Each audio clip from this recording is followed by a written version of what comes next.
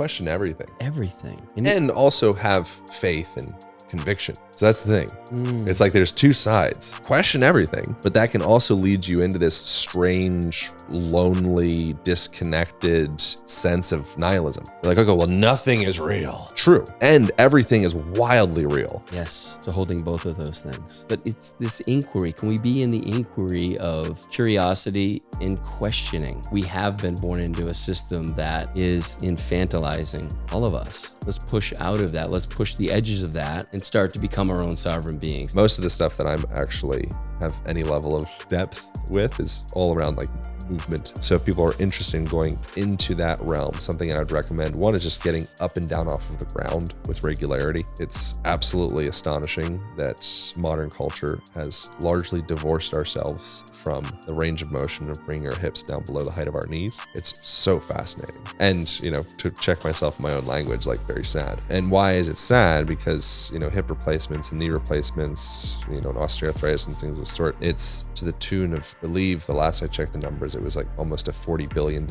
industry in the United States alone. The human body is not built to just fall apart. You know, it's not built to just get tired, spin out into entropy, and then eventually you die. Like you can keep moving better and better and better and better and better and better and better and then die. That's on the table. I very strongly want for myself and for anybody else is to adapt that completely new paradigm around movement. Each day, if you understand the basic operating system of how to move better, breathe better, leverage all of these different toggles that you have on your body called your eyes and your skin and touch and sound and taste and your thoughts, the way that you inhabit yourself, it is possible to adapt a new paradigm of aging. You start rehearsing those stories again with your words, the world that you create with your words. And you're like, oh man, I'm 50 now.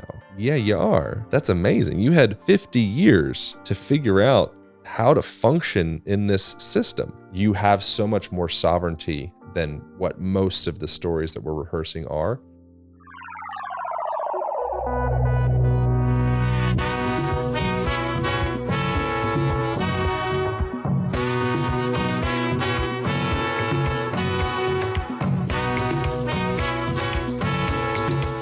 All right, so since the podcast, I'm going to ask a podcast question. You said sense of self. I wonder what your perspective of the word self means to you.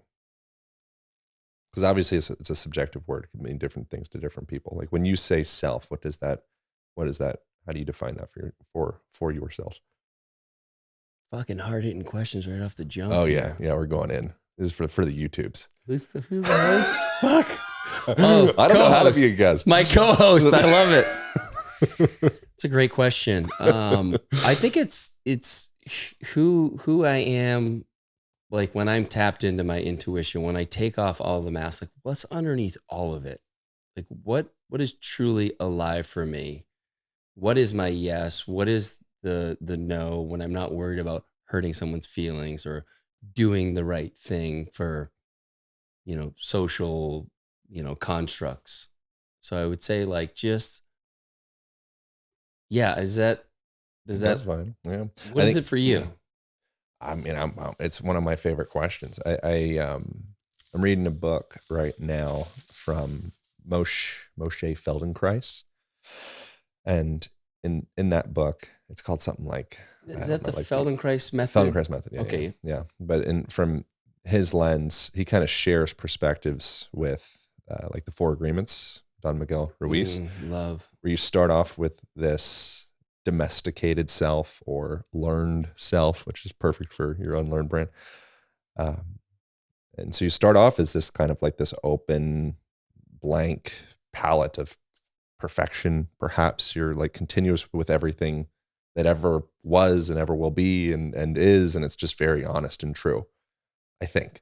Yeah. And then you start to become indoctrinated by the environment that you grow up in, and you start to learn how to be.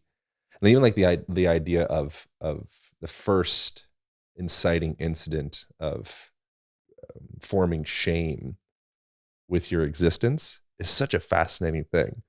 There's like a moment where you're just this isness. You have nothing to apologize for. You just breathe, reach out, taste, be, cry, poop, pee. Yeah. And then suddenly there's a moment where you learn like it's not okay to have a penis or an anus, or oh, that doesn't smell good, or oh, you didn't say that right, or oh, you're stupid, or oh, you're not sexy, or oh, you're too sexy, or oh, all of these things. And it's such an interesting navigation. I think it's just a fascinating thing to say, like the question of like, what is self? I think it's just an interesting thing to like ponder on, like sit and have a little smoke a bag about it.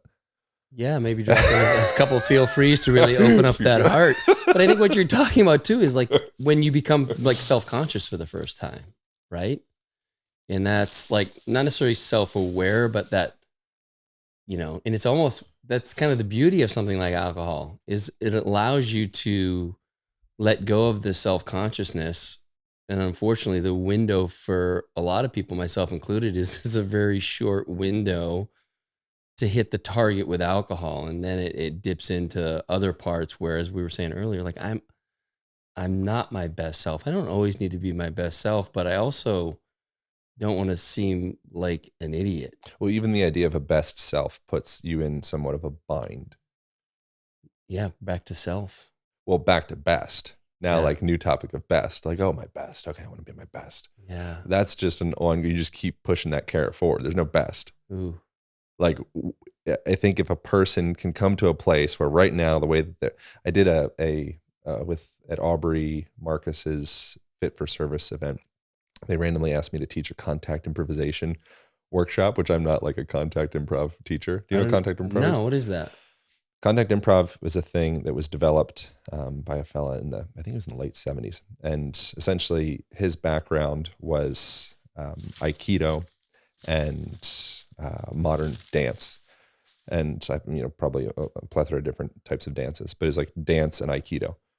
And so Aikido is this like martial art, there's a lot of discovering leverage in your body and, lifting people with efficiency and such.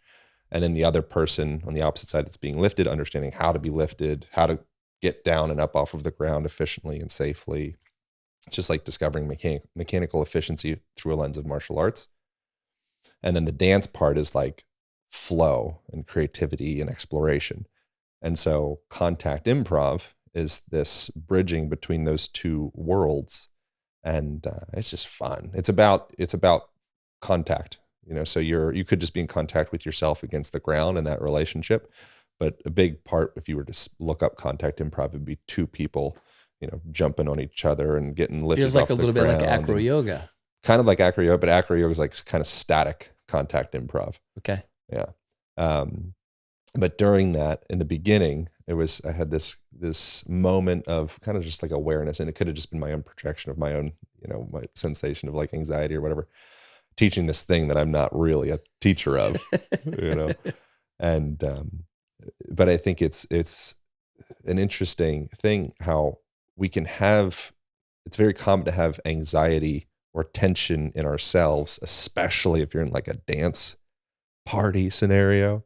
I felt it Saturday at Kyle's birthday party. There was like a moment where we had to get up and dance, and oh boy, I'm just like, there's like 15 other people. Like no one, you get the sense like everybody's looking at me and no one really is. Everyone's in that exact same position as you. It's so sweet. I was so uncomfortable. Yeah. Like not as maybe as uncomfortable as I've been in the past, but I was just like, fuck, why am I not able to just let go and really have fun with it? So anyway. And so I think that the path through that discomfort as a tool is to acknowledge and accept that your discomfort and your anxiety and that expression of that, the physical, mechanical, physiological, biological, mental, emotional, like all those layers, it's all doing discomfort, anxiety, kind of like, what do I do with my hands?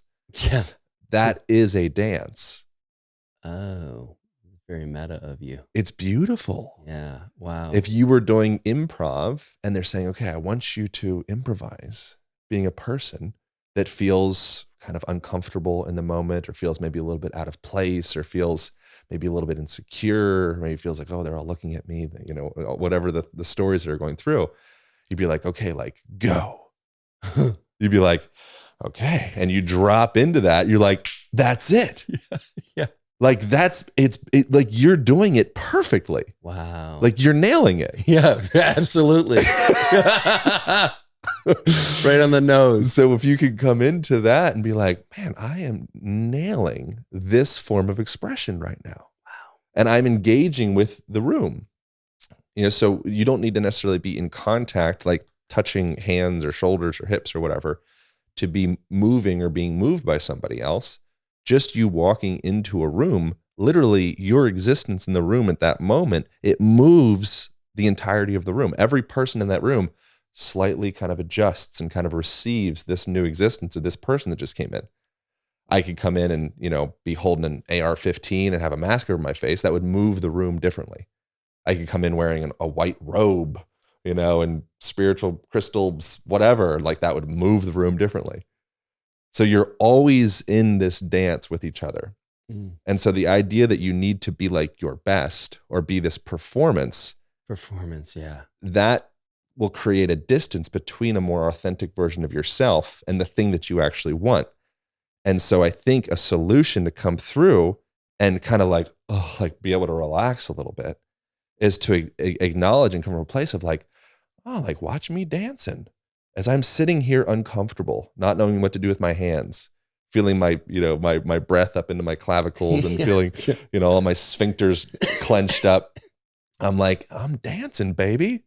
I'm doing the uncomfortable dance. Wow. And you're like, oh, interesting. The uncomfortable dance. Like, let me go deeper into that.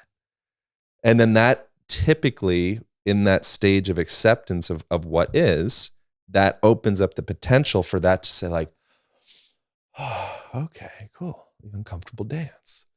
And you're like, okay, I accept this. And then that can open up to something else that your preconceived mind previously would have liked to have arrived to, but would have wanted to like force itself to arrive to. 100%. Through that acceptance allows you to open up into the thing that you actually think that you want. Oh, yes. You know what I'm saying? I do actually. I don't know if anyone's going to understand that other than like, what's happening inside my mind, which might not make sense to any other person. I think, let me see if I can re-articulate it just for myself. It's like loving someone in a relationship exactly where they are, except the relationship is you with yourself. And that allows that person in the opposite side of the relationship to start to be able to express freely and feel safe in the relationship because they show this part of you that they might think is like, oh, I don't think this is the perfect thing to show Cal. But then Cal just comes like full love. Oh. And then they're like, okay, you love that part of me. Suddenly I feel like my shoulders are dropping a little bit. Suddenly I feel like my breath is a little bit full. It's getting to my lower lobes of my lungs. And I feel like my sphincters are starting to relax a little bit just because I feel like I don't feel judged. Oh, wow. So Cal stopped judging me. So now I'm starting to be this version of me that I typically prefer to engage with or express. So now just take Cal out of the equation and just make that yourself. Were you at dinner with us last night? Or did you talk to Peyton before we got on? Because No. This is how the universe works. We're tuned, bro. I might have to pee halfway through this conversation. We can make that I just happen. noticed a little trickle. There you go. We can get you a diaper if you need it. But we can. Diapers would be so sweet. If they made them. I've had that experience in podcasts, on remote podcasts, where I have a little like water bottle and we'll be like an hour and whatever in, and it'd be awkward to go to the bathroom. Yeah. Full disclosure, I've peed on my podcast in a bottle with the guest not knowing at least 9 times. Well, today we might not be able to do 10 because we are in person. Oh, yeah, that's good. Because we would probably know, and with Lindsay in the room, it probably wouldn't be, as appropriate. Yeah. But this was something that came up yesterday, and I won't go into the details necessarily, but there was a version of Peyton that I was not loving. And I was showing judgment through a passive aggressive comment or two. And on the one hand, it kind of derailed our plans for the night, our expected plans. But what it did was it opened up this conversation for us. Mm-hmm. Like, how do we love all versions of each other? Mhm. We literally, before you came over, we were just having this conversation. And it does have, it comes back to me. How can I love all versions of myself? And when I do, all of them, then I can extend that to her. In the meantime, I have to almost like talk myself into it and like reorient to maybe what's in my heart to be like, okay, this old story is coming up for you that this part of her is not lovable. Is that true? Well, you're going Byron Katie. Right, here you go. Yes. Son. She's such a gangster. Byron Katie. Yeah, she's been on your podcast, right? A couple times. Yeah. I've had her hoisted on my feet in the air like a beautiful, beautiful seagull. Yeah, her work's amazing. Peyton and I attended one of her the work workshops. Anyway, my point is that that's kind of where we were getting to. Like, there's this self-love and self-acceptance, and this is what you're talking about. It's acceptance of what is, And so when I can fully embrace that and feel safe to embrace that in myself, I feel like then it becomes much easier. It's no longer up in the mind. It's just, I just present. And that doesn't mean you need to turn into just a complete pushover. Like there is a time, because that's not authentic either. Yeah, there is a time to draw a line in the sand and say like, okay, like my authentic expression is this is where this stops, and I don't need to change you, but I can leave the room. Yeah. I don't need to just free love everything and just like, well, whatever. It's like, no, like you are doing XYZ thing to abuse XYZ person, me, someone in my life, whatever it is, like this stops now. Mm-hmm. Right. And that's the thing that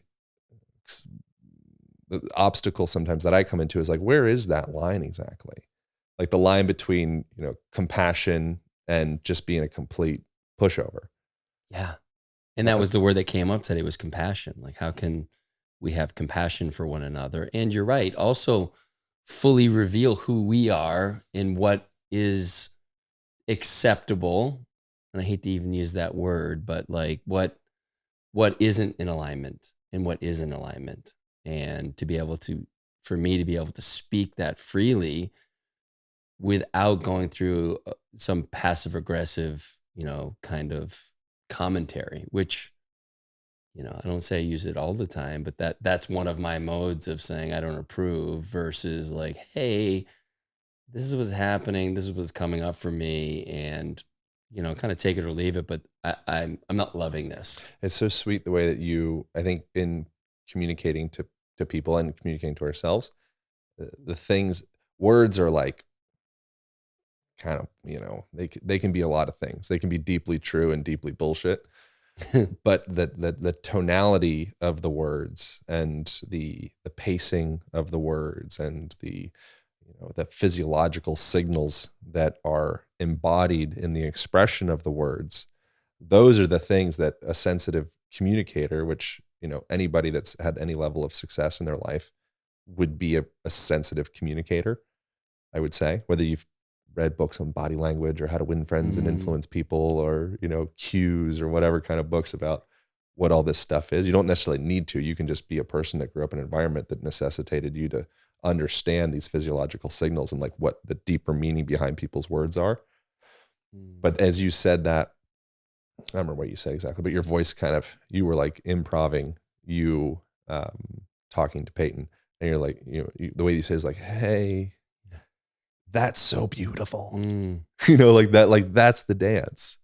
Like that's when, if you can be with a person where they're at, let go of the words. Yeah.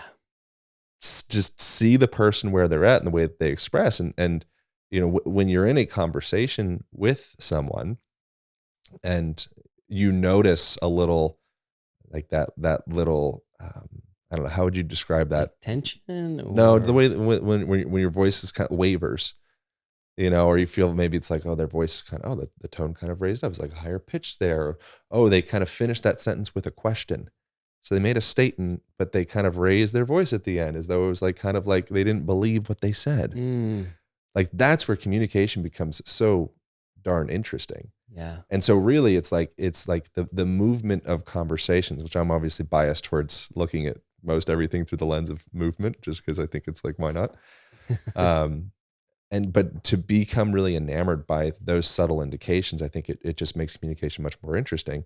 And then from there saying like, okay, right there, that point when your voice kind of quivered and wavered a little bit, or when you looked away, or, when I noticed you weren't really breathing for that like 6-second period, like what's there? And that I think opens up like this really beautiful potential to connect with some people in a much deeper way. Yeah. It's just fun. When I 11, I feel like what you're talking about too is like what's the energy between the two, because the words are the words and they're take them or leave them, but like what's being expressed in that space, and when it is open and it's curious and compassionate, the words don't even matter. It's just like an invitation to like, what is, this is what's coming for me, like what's there for you. And I have many times in the past come in with completely different defensive and giving reasons why. And that has been a pattern in our relationship, and that is pretty much never worked, not once. But as I've worked to just open up the space, give myself grace, give her grace, and just be curious, that's where she and I are able to move things. That's all. Yeah, I think that's all you need. If you're a curious person, like learning that skill, I think will get a person. I mean, I'm just making this up right now, so I don't fully agree with myself, but I think that's one of the most valuable skills that one could be endowed with as a young person or an old person or whatever. Just that insatiable curiosity of like, oh, tell me more. Okay. Like, oh, tell me more. And wanting to unpack like these deeper questions, because really, like, have you ever heard of a guy called Dan Everett? He wrote a book called Don't Sleep, There Are Snakes. He went and tried to convert this tribe called the Paraha people in Amazon in South America, obviously, and love the bag crunches in the podcast. That's probably like a Cal special. Not a lot of podcasts you get the bag crunch. Well, you can't go Joe Rogan podcast and get bag crunch. That's only here. That's right. And if you know, the thing I love is if you know. Like those people who've been in the layer here and they've had the volcanoes, and it's just like a little shout out to them. It's like a little Easter egg. Yeah, the volcano is good. A little expensive, the volcano. They don't give them away. Although if you know what, all you listeners out there. I'll come back to my Paraha people, by the way. I have a bookmark on that. Okay. Yeah. Vapor.com sells them, and you can always find like a 20% off discount, which these things are like, I don't know, $700. So you save almost $150. It's crazy. Yeah, it's well worth $700 to smoke some herbs. Yeah. What a wild thing. What a wild world. Holy shit. So okay, Dan Everett. Back to your boy. Yeah, my guy. Never met Dan.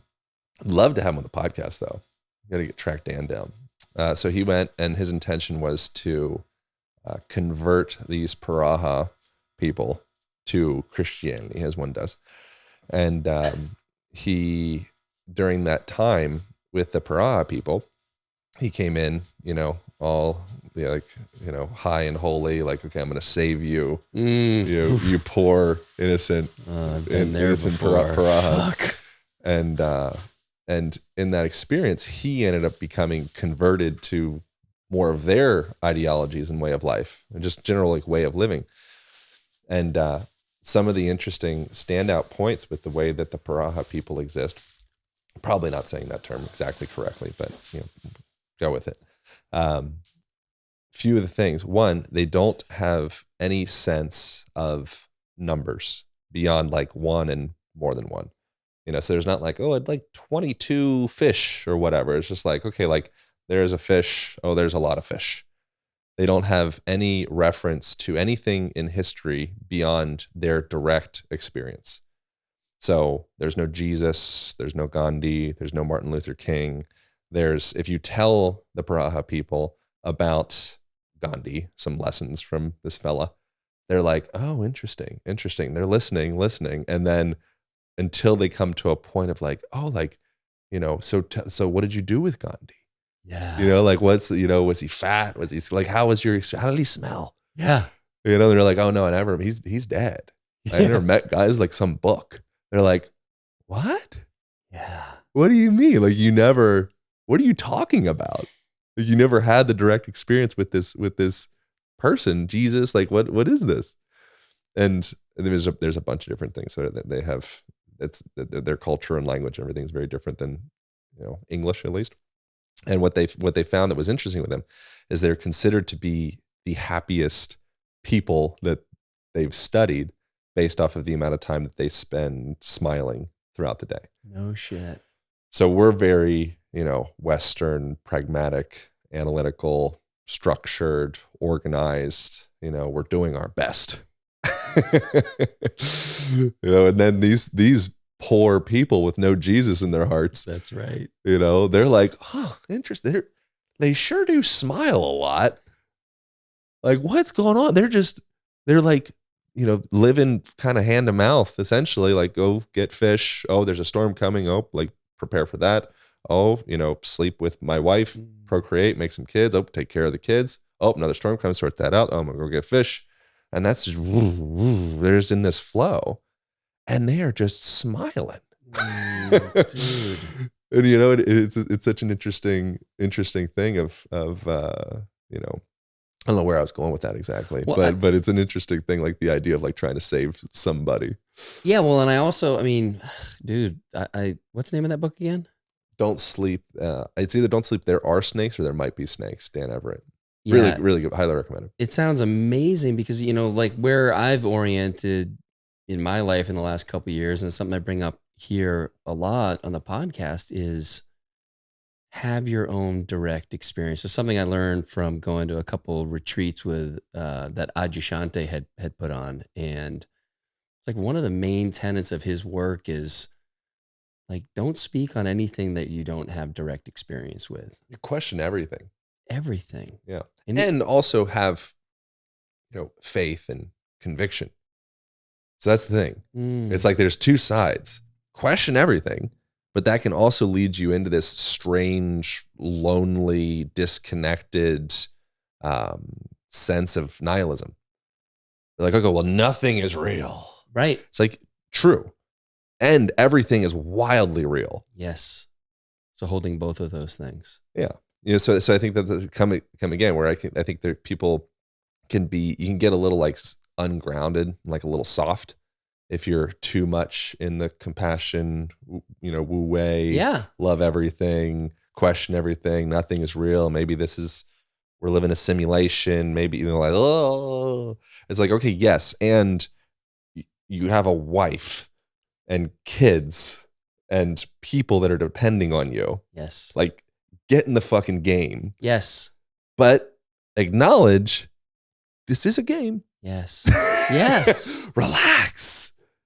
Yeah. And how do you play that game? And I mean, I love, God, its book sounds amazing. And it is like a beautiful example of what it means to be present, to use your own experience for what you do have faith in, what's true for you, and not just taking someone's word for it that you read in a book, which those things are great because they give, for me, it's like they can orient me towards a different way of seeing the world, but it's only like an idea until I'm actually able to experience it.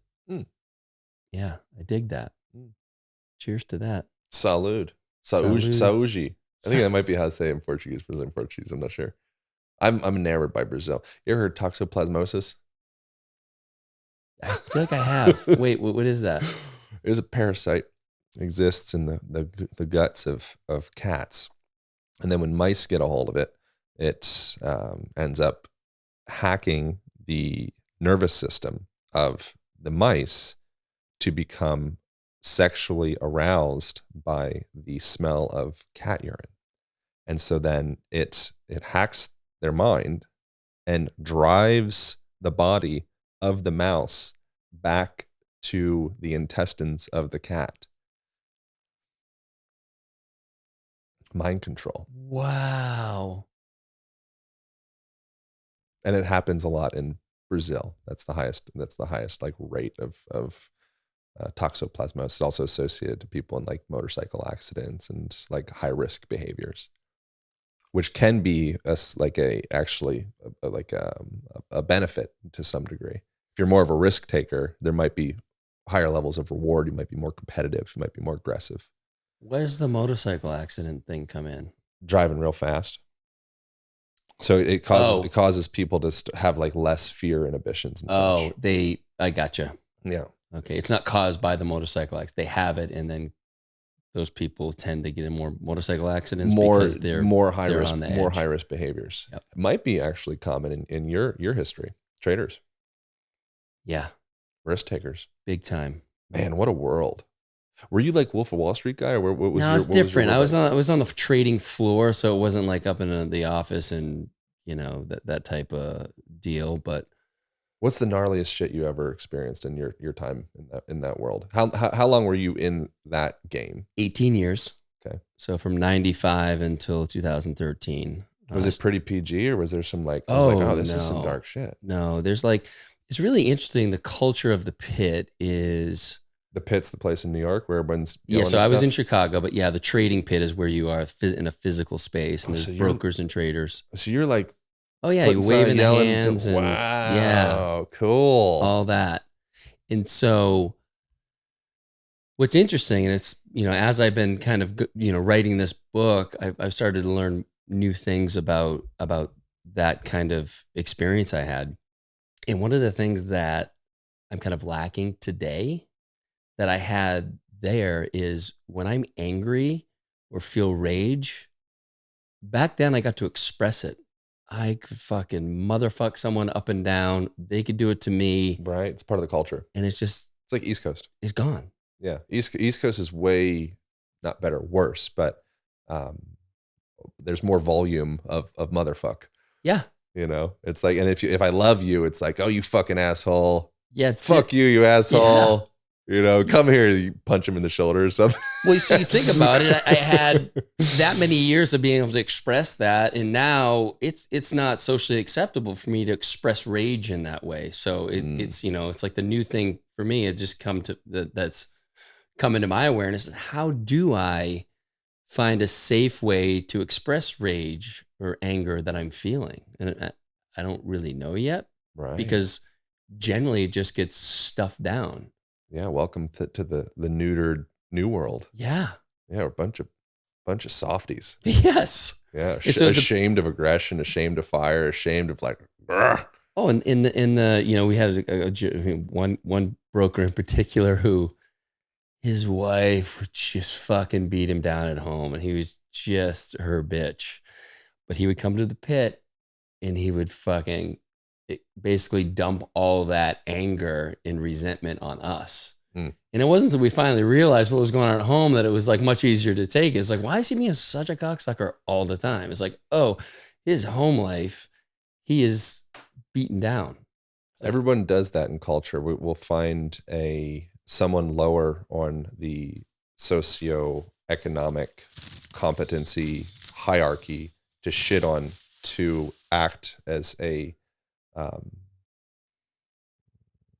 not a reflection. What's the word I'm looking for? Like relativity. It makes us feel like big, strong people. Yes. So if there's someone that I can shit on, it makes me feel like, oh, okay, like I feel safe on my space on the socioeconomic competency ladder. Yeah. And that's what a lot of the games that humans are playing is just know your place. Okay, now how can I slowly start to move up the ladder? Yeah. And there's actually someone recently shared this with me. I don't know about this specifically, but it's an interesting idea. It was on my podcast with a guy called Chris Williamson, Modern Wisdom podcast. I'm not familiar with it. British guy. But he was suggesting that based off of research, again, research this yourselves because it's something I just heard recently that I just found to be very fascinating, was that the grunt in a group, or what's the word? Not the grunt, the runt. The runt in a group, the person that everybody picks on and poo-poos on, all that, actually is a really important part of holding together a group or a tribe, so that we have a whipping boy. It's like, oh, they're not just like a pile of, whatever. They're actually like crucially important to the community. So we can express those. So we can express that out. Dude. It's very interesting when you think of that. It's like, oh man, like you like pay the runt some respect.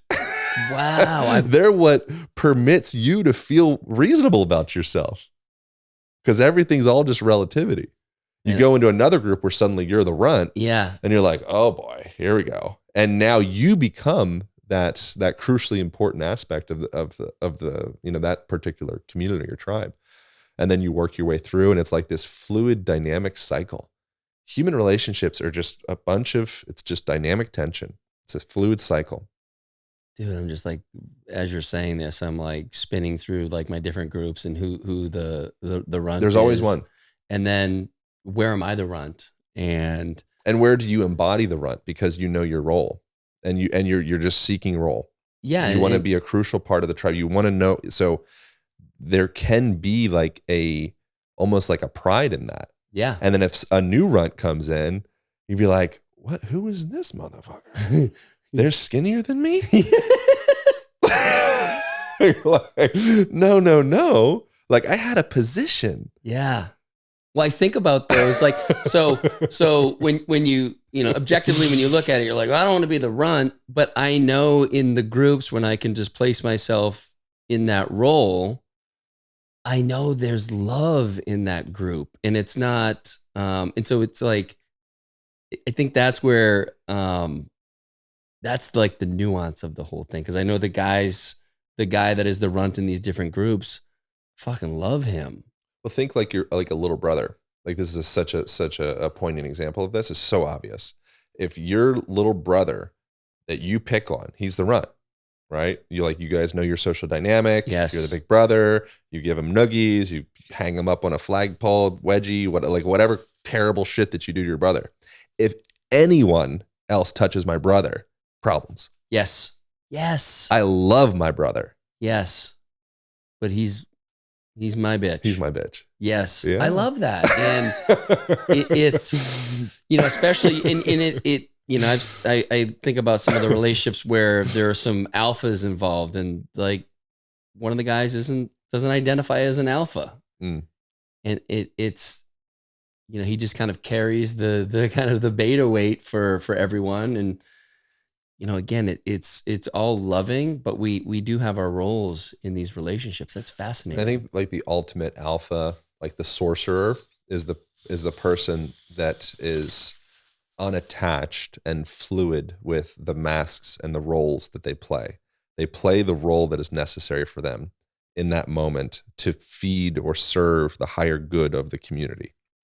And that's something I think about with everything, like the natural opinions, for example, that I may manifest on like social media.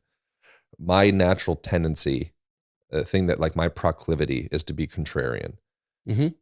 Anytime there's, more than half of the room thinks a thing, my tendency almost always is to go over to the other side and just start picking apart of like, well, what if it's the complete opposite of what we're all saying? And if there was some scenario where suddenly things shifted and, people were thinking the other way, then my mind will go the other direction. Or if there's maybe a bunch of people that are already serving that role, where like, oh, there's a bunch of contrarian mofos in here. Like everyone's just going to the complete opposite of that. Yeah. And it's like, okay, well, where's my role? Because that's been fulfilled. And so it's not becoming excessively attached to who I am or who I think I am or where I think I'm supposed to be, but being sensitive enough to be able to, and this is going to be a successful person. You go into a new business, you go into a new friend group, you go into a new men's group, whatever the thing is, and you kind of intuitively assess the scene. You say, okay, like what's here? Okay, I'm going to be, my highest authenticity. I'm just going to be that. And then also I'm kind of tuning in to where are the deficits here. Mm-hmm. And then, yes. Okay, oh, right, that's the thing. There's no humor in this room. Everybody's all stuffy and stiff and all numbers and money and power. Great. I love that you understand systems and you understand how to grow a business, but like, y'all don't take yourself light enough. Yeah. Like, okay, I'm just going to crack jokes, and I'm not even that funny. But suddenly in that room, I'm the jokester. Yes. I'm the jester. I'm the sacred clown, and I can start to pull apart the people that are like machismo, high up king status. And then, going back to like the actual meaning of sacred clown, the sacred clown's the only one that can tell the king the truth. Because, he's just bullshit. He's just joking. You say anything. Yes. And so there's a lot of medicine, to use a potentially overused word in like the New Age circles, within that position to be the person that's willing to kind of say anything. But then if you just got a bunch of jesters, then there's nothing getting done. So you need someone to come in So you're and like, hold that other energy. I'm gonna start to leverage this like kind of captain side of myself. Yes. I've never been a captain, but I know I have it in me. Yes. And when I'm in that room with a bunch of people that are doing, they're a bunch of, it's like color and flexibility and fluidity, but there's no rigidity and support. They need a container. Yeah. Okay. When I go in this room, suddenly my posture changes a little bit. My pacing, my language changes a little bit. My tone changes. Yeah. I say, okay, like, let's get this done. That's cool. Very cool. I love that. And I definitely, when you bring up the contrarian idea, I've definitely witnessed that from you a number of times. And it can be abrasive. I was going to say that. It can be like, dude, what the fuck? You're always like pushing back. But again, back to if for me, if I can tap into that curiosity, if I can be open and remember that nothing is black and white. And generally when you're coming into those situations, this is the truth.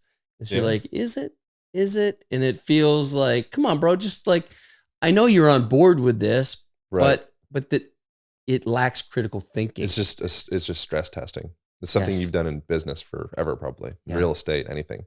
Yeah. You're thinking about acquiring a new piece of land or an investment or whatever.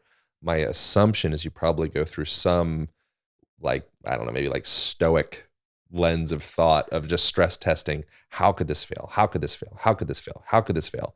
And then you get people smarter than you that come in as like, here's all the other potential angles that could fail. Yes. Then you come into finally from there, you really understand because you've just drawn this thing. You've picked it apart. Yes. You're like, you know what? This thing feels pretty unfuckwithable. Yeah. You're like, okay, let's go. Yeah. And that's it. You're right. And this is a great example because I'll often bring in, if I'm getting close on something, I'll bring in some other people to lend their expertise in the due diligence. Like, what am I missing here? And I'm objectively not great at due diligence. So I do lean on people for that. I'm more of a feel guy. Like, at the core of an investment, like, am I really excited about it? Yeah, it's that's like, huge. But it used to be, Aaron, that I would only hold on to that and I would make decisions based on purely on feel without the necessary due diligence. So I need the structure within that container for people to come in and to see what I don't see. Because I, in the past, certainly could get excited about the shiny new toy and, oh yeah, I want to be a part of this. And, when I've gone layers deeper with that, it was a fear of missing out on the next big thing. And, sure. Oh, I want to be connected to this person, or a lot of stuff tangled in there. But as I've recognized that in myself and know what I've gotten way better at the due diligence. I still rely largely on feel, at least at the beginning. Do I connect, in a business, do I connect with the owner? Do I trust him or her? Do I really, is this someone that I want to work with, that to put, even if I'm just writing a check and not involved at all, there is, and what I recognize is there's an energetic exchange. This is a part of me going into this. So whether I just get quarterly reports or if I'm, like with Feel Free, much more involved in a supportive role of trying to, help JW out in any way that I can, like what are the energetics of that? And I mean, my own kind of healing journey around not just relying on feel, because a lot of that feel was coming from not wanting to let someone down. A buddy of mine starting a business. Oh, sure. I've got the money. I should write him a check. I have these resources. There's a part of me that doesn't feel like I deserve them all, so I give them away. That'll lead to bitterness. Always, Mhm. always. And so, like, coming into this It's like place, love you now, hate you later. yeah, You know, it's like not necessarily. You could, I think with that, again, I'm so out of my depth because this is a place where I would just always go to you that's anything like business related, which I'm grateful for your mind and your life experience for all that. But what was I going to say? I had a thing I was excited about. Well, another thing I'm excited about is I kind of envy you and people in that space of going by feel and going by like something I see a lot with certain folks is kind of like excessive focus on creating growth. You know, it's kind of like a capitalistic mindset, hmm which capitalism's fine. But hmm when the end goal for the individual is more currency yes, or more power or influence or whatever, I feel like that flips the whole, like the origins of how development and like creating something beautiful originated. 1,000%. So to So you're come, not out of your depth. You're nailing it. In my opinion, in my experience, Mm. it's probably the major shift I've felt. Not. I mean, obviously, as I was saying, like I started to create boundaries because I felt like I deserved the abundance I had. yeah, But what I've really tuned into is when I get involved with an investment like Feel Free or Gel Blasters, it's not about the outcome, the financial payoff anymore. Like that's a part of it, obviously, but I'm in it for the journey, the experience of the like that outcome's going to happen and it happens like that. But up until that outcome, we're in a relationship together. So I want to be involved with things that I love, that bring me joy and are fun. And so now I'm to the point where I'm almost like mourning that date when there is an exit. Mm. It's like, oh, that Oh, journey's that the that's right. journey's over now. Yeah. So now I get to actually play. So if it takes 2 years, I actually get to play in the space for 2 years, not always focused on when is this going to sell or how much are we going to make? You know, all the things that you're concerned with. That's the key to life, dude. It is. And I we just broke down the key to life of the podcast. And that's in so I was living my life. I'm trying to live my life that way, right? That's my intention, is to be like, just like, how can I bring as much joy into my life in every day and every moment, saying yes to the hell yeses and no to everything else. I started to see that in investing. It's like, oh, this is a fucking totally different game. Now we're in this thing together, and it's not like it's always going to be filled with joy. There are going to be hard moments, but when I'm not worried about what the multiple is on the investment, and I'm more concerned with how do we keep this thing going in a way that feels aligned for everybody? Ugh, it's just the energy is so different. Yeah. It's fun. Yeah. It's like the idea of looking forward to retirement. Ugh. You know, it's like, okay, I'm going to spend, about 40 years of just doing bullshit because, I've run the numbers, talked to my investment analyst, whatever, got my QuickBooks sorted out. Like I just keep on doing that. Yeah. Fuck my life now. It's Yep. going to be good when I'm 60. Like that's a lie. It's a lie. And we've been sold it our entire lives by people who don't live that way. Well, you turn into a gear for a broader system that you have really like limited affiliation to. Yes. And that's it. So I think the dance is for people to figure out how do they pull themselves out of that kind of gear space. And it doesn't mean fucking quit your job and just start your own. It's not that, but it's like attuning to what it is you really love and just starting to bring more of that into your life and making space for you and what's alive for you. And we're just not taught that. What about when you don't have enough money? Like, so the person which is, almost certainly most people, I would think most people they don't have enough money. Yes. And like rent is like, I think I'm going to get it, but I'm really stressing about it. If Yes. my computer breaks and I won't be able to work, I'm fucked. Yes. Great question. And I think, you go back to Maslow's hierarchy and you need those basic needs met. And so there are people that are just at the lower part of that kind of pyramid and just surviving, but it's like just like keeping like an awareness around other part, like don't identify or attach to that identity that this is just who you are. You're just a CPA, you're just a, garbage man. Whatever the thing is that's not creating financial abundance. It's like sometimes, so many people, I mean, you see it with our older folks, like this is who they are. This is how they identify. And it's like, again, back to what we were saying earlier, like holding both of that. Yeah, this is what you do to put food on the table because you need to put food on the table. But how can you start to be open to other ways to do that? And sometimes it takes a month, 6 months, 2 years, whatever. There's no like having to do it by this certain time, but it's for most people, it's just having that first awareness about it. And I think that's it's like with anything, right? You can't change anything you don't know that's happening. Yeah. And I think it can become scary for people, that dark night of the soul when you become aware of your position and how you've been operating and this isn't why I'm here. Okay, that's true.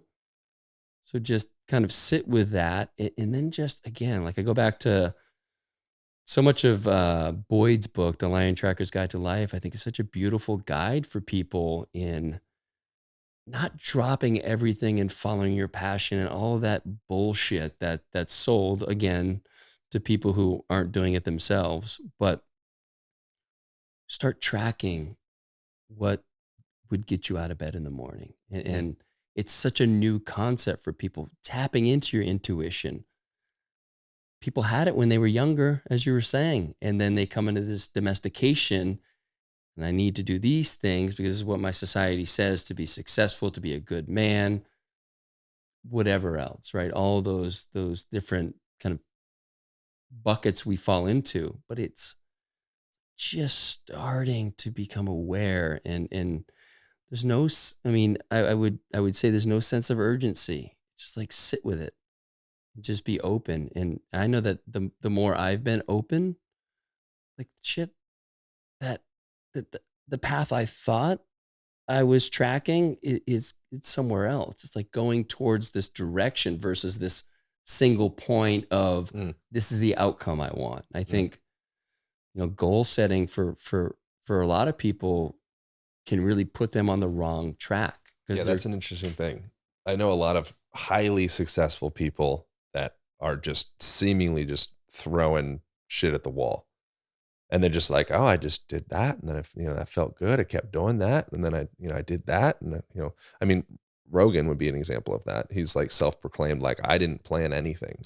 I've literally just been doing things that I found to be interesting. And now suddenly there's like this orbit that's gravity that's growing around it. And then there's lots of other highly successful people that I know that are probably more type A personalities, very structured, linear, visualization, manifestation, the secret, and they're like, it's like, well, that kind of worked too. Or didn't work. There's probably way more examples of scenarios where things didn't work for people than there are that did, but the people that did have a microphone now. Yeah. That can be like a whole nother layer of like, oh man, like the people that we're listening to inherently are the people that like made it, which is, or else they probably wouldn't be in my ear holes at this point. Or maybe they would be because they're just good marketers, or they're just selling bullshit. Well, they made something. They made it into your ear holes, or they made it into your cell phone, or they made it into your whatever. But then like I'm interested. I'm just so interested in the stories of the people that didn't make it, in quotations. Yeah. Like we have this incestuous kind of circle jerk of like these handful of, it's like the Pareto's principle, like the 80-20 principle. There's explain that for people. So 20%, I don't know if I'll explain it perfectly. You might know better than I do, but 20% of your of the work that you're doing will create 80% of the income or the outcome. Cal needs a bag. Cal needs a bag. Emergency. But I think within that, I mean, maybe it's totally healthy and normal to just listen to the 20%, or in this case, realistically, it's probably like the top 1%, or, you know, 0.05% is really like the voices we're listening to. But like, what about everybody else? You know, I'm so interested to know what's happening there. It's all just it's a handful of people talking to each other. Yeah, I love this. I love where this is going, because I've largely lived my life by that kind of Joe Rogan. Like, I'm not planning any of this, and I'm just tracking what I'm doing right now, like what has the most energy, and I'm following that, and I'm letting go of shit that's just not. Whether I had an idea of where this particular thing would go, I've just let it go because it's not the thing. That was the decision I made based on my experience at the time and from other things that I was learning. Okay, that's not the way, but it put me on a course, and it goes back to like what feels right, not what other people think I should do or what makes the most sense based on these structures in these top 10 things you need to do to be fucking success, like all that stuff, you know? So I think there's a place, again, what we were talking about before, like holding both of those, like have enough structure. And this is something, again, like to use one of Boyd's phrases, enough structure to leave structure. So have something there, but not so rigid. Mm-hmm. And then being able to just play within that. So you do all the work in the gym to be able to go out and play. Yeah. You know, but if you're only doing it to work in the gym, that's where I was for a long time. Unless gym is your play.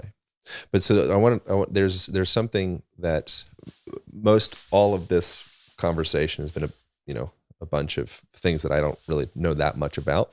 So something that to bring it back into like some area that I've at least paid some level of attention to, is a person that is in that survival mindset. It's hard to see things beyond reactionary now. And within that, there is opportunity and availability to create space in your perspective from tapping into your body. You know, and so if you're a person that's underslept and over caffeinated and your breathing pattern is indicative to the rest of your physiology that you are under threat and you need to either fight or flight or be braced to freeze, your visual muscles are narrowed and a myopic, zoomed in, hyper-focused position all the time because you're in your phone and your computer and you don't leave your house too much. And so your vision doesn't ever really get to actually relax, which is tied into your autonomic nervous system and perception and emotion. And even your awareness of time changes based off of the dilation of those muscles, which is very interesting.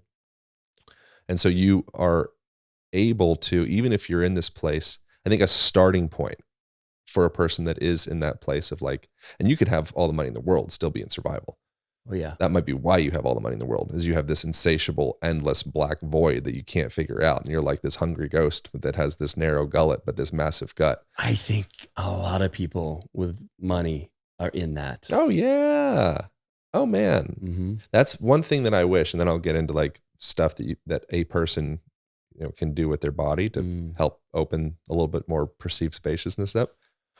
But something that I wish for anybody is the opportunity to get to connect with people that they had on some pedestal and realize that they're like oftentimes even more of a wreck than you are. Yes. Because you don't have all this stuff to worry about. Yes. Like a lot of the times, and I've had that opportunity, over the years, thankfully, with like mainly the podcast clients, things of the sort, where, you have this story built up about the person. And then like me, I'm just like some, manual therapist, freaking trainer, whatever, stoner, likes to surf and climb mountains and stuff. And, had the opportunity to write a book and create a podcast and connect with people and all that.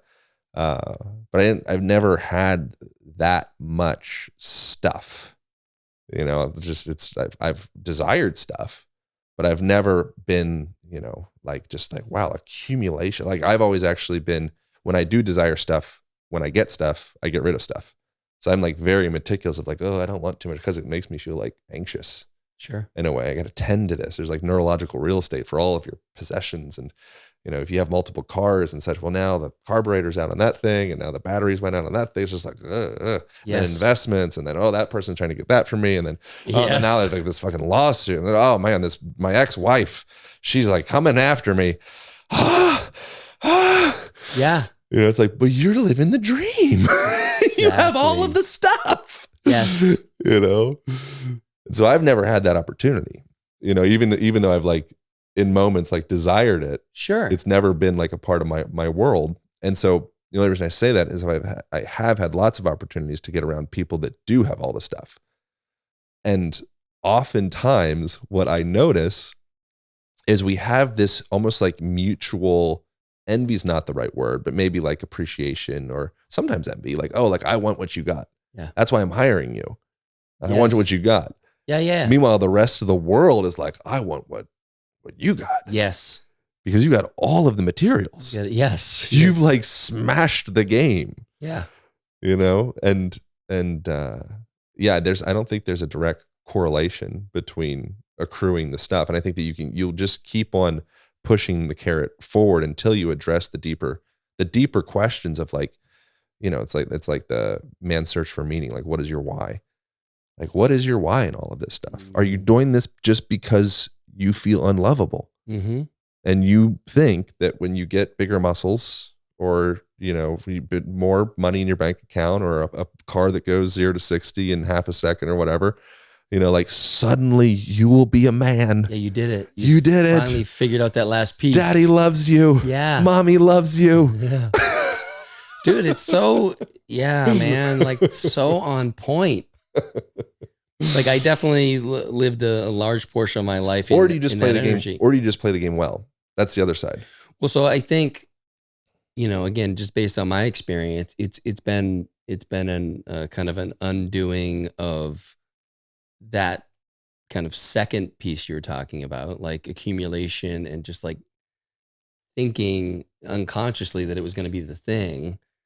And then the shift of it's not about those things and what am I really meant to do here and how do I let go of attachments to certain things. And it does come, I think, from, as you said, like you want to be lovable and there's a story in your mind that you're not. And so I think like my journey has been bringing that to the surface. And I'd say when I started the podcast, it was to bring on people like you so we could have these, like you and I would have this conversation, obviously be a little different because we didn't have microphones. It's different, yeah. We would have more concentrated. We would have a conversation, and this is before I started the podcast. Like having all these amazing connections, and I'm telling people about a conversation you and I had.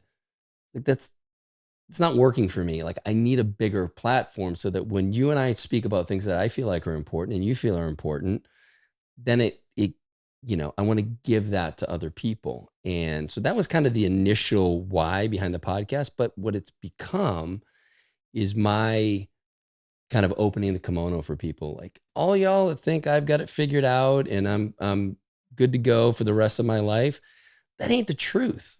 And so it was a way for me to like kind of set the story straight and like, look, we're all a little bit fucked up. And here's some of the fucked up stuff that I'm working with right now. And here's how I'm trying to move through it and learn from it. And here's something that keeps coming up. I haven't learned that yet.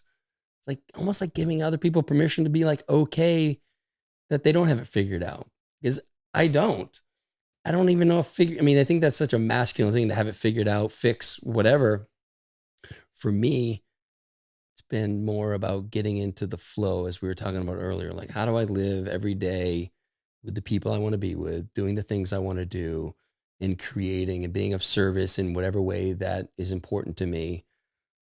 How do I do that? And so for me, it's been a fun journey kind of learning about myself and the things that, again, like really paying attention to what I love Mm.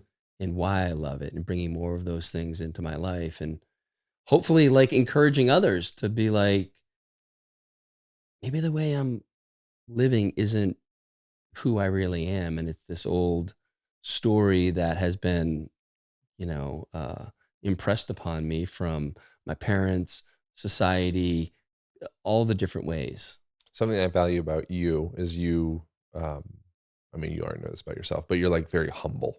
And I think you are humble. I don't think you just like present as humble. I think that's like a deep part of I don't know, your you-ness, whatever that Mm, means exactly. thank you. And it's to come from a place of being a perennial student, I think is very valuable as an attribute, and to not come from a place to acknowledge if you don't come from that place, you're probably just immature. Even if you're like 50, you're still like stifled and immature and not really observing yourself enough. Like I think well aware that there's a good chunk of anything that I've said in this conversation that if I were to look back and they were talking about before 2 or 3 years, I'd probably be like, I don't really think I agree with that. Yeah. Like that, or I could have cleaned that up, or all my thoughts were, a little murky in that area. And like now I've refined it, and that's a really important thing to come from a place of I think it's important to come from a place of I'm not attached to you changing or listening to me.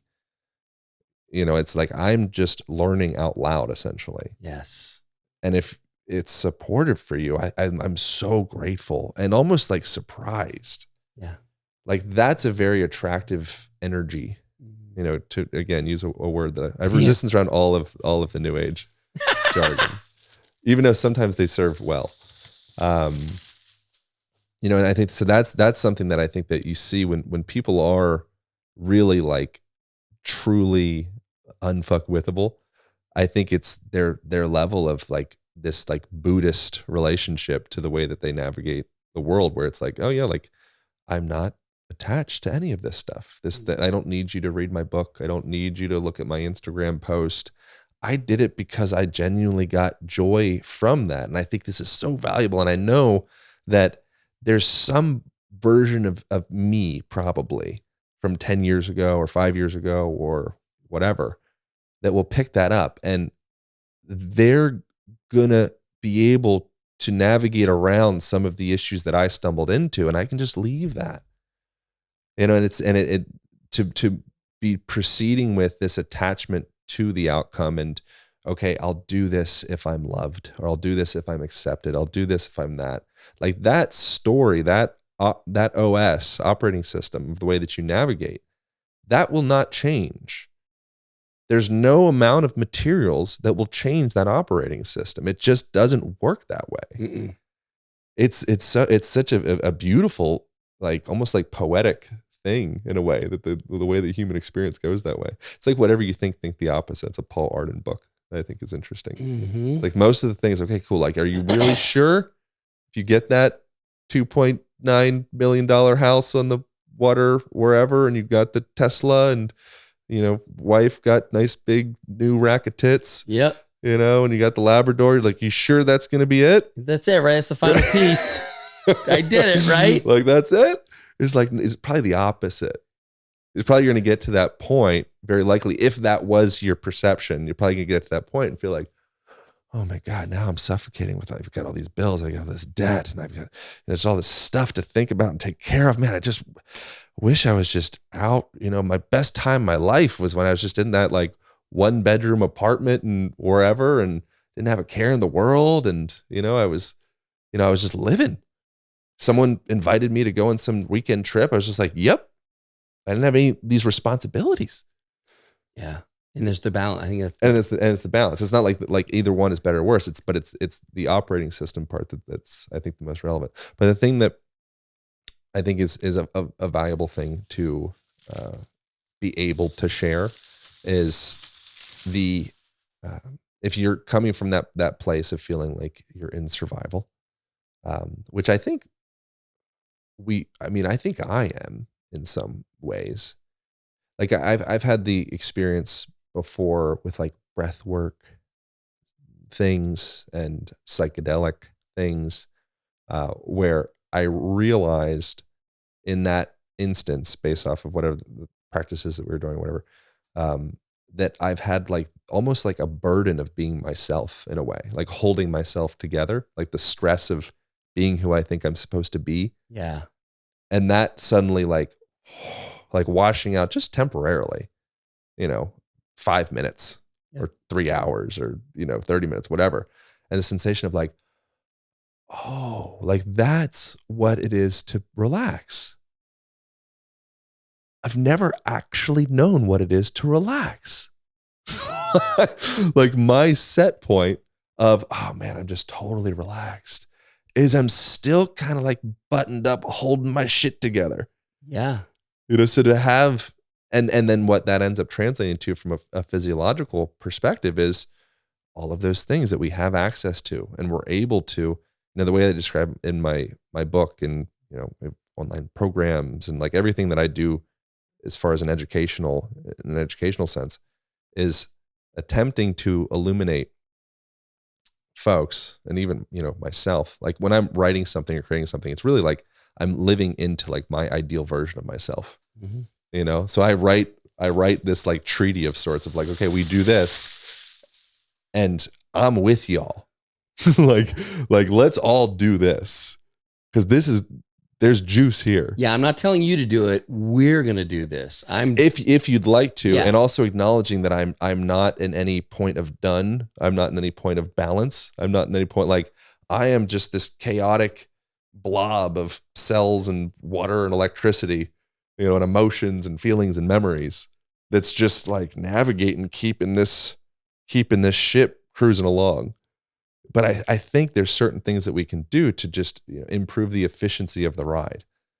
And a part of that would be understanding how to pull on your own physiological levers to change your state in the moment.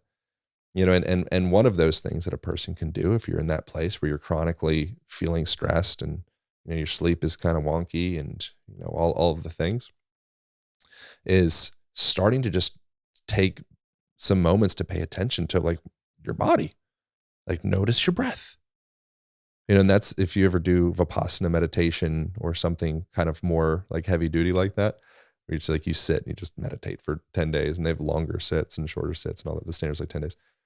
There's no, like, they're very like almost like religious about like, we're not doing anything else. Like the solution for everything is for you to just sit and be with it and just observe. All you're going to do day in, day out from 4:30 a.m. until like 8 p.m.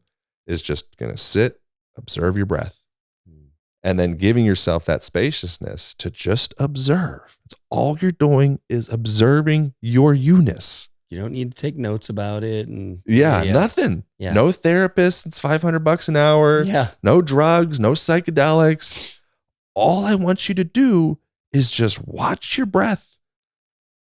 And then what happens if you allow that spaciousness, it suddenly these deeper parts that you've kind of figured out these adaptive mechanisms to kind of stash away and reformat and push over here and push over there, they all start to kind of like bubble up and they start to come through. And they, the Gwenka and people in that space, Gwenka's the guy that in the end of each day, he's like this tubby Indian guy. It's like billionaire that he created the Vipassana meditation to be like this donation-based thing.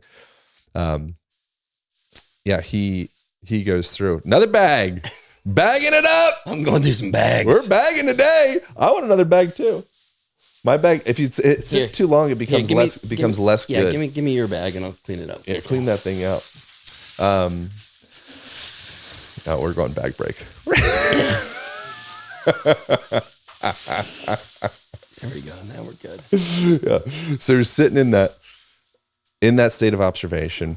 What happens? These sensations, they call it samskaras. Samskaras, these like impressions that have been left contracted, held, stored in our body. At some point in our life, some messed up stuff happened. It caused my diaphragm to shrink up, and I wanted to cry, but it wasn't a safe place to cry or be seen that way. So you kind of just like stuff it back down, or I was ashamed in that moment, and I started navigating the way that I go through relationships and business deals, and just the way that I breathe, the way that I think, the filters, the way that I perceive other people, what I think they're thinking about, all this stuff.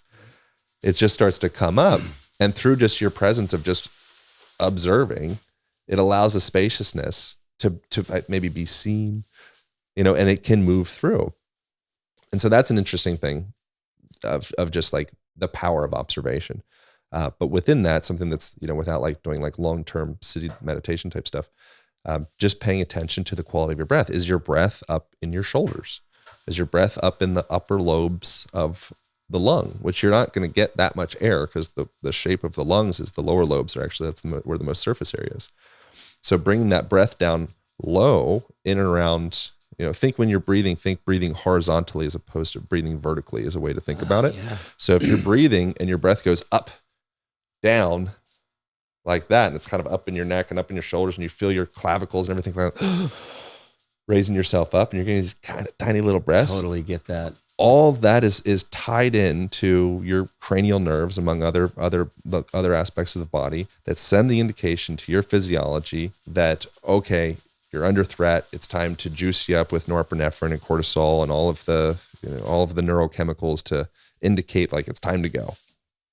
Every breath that you're taking, you're literally sending the signal of, okay, I'm safe, I'm calm, I can relax, I can rest, I can digest, I can menstruate, I can start to perceive things in a more expansive way, or I need to execute and get this stuff done right now, or I might die.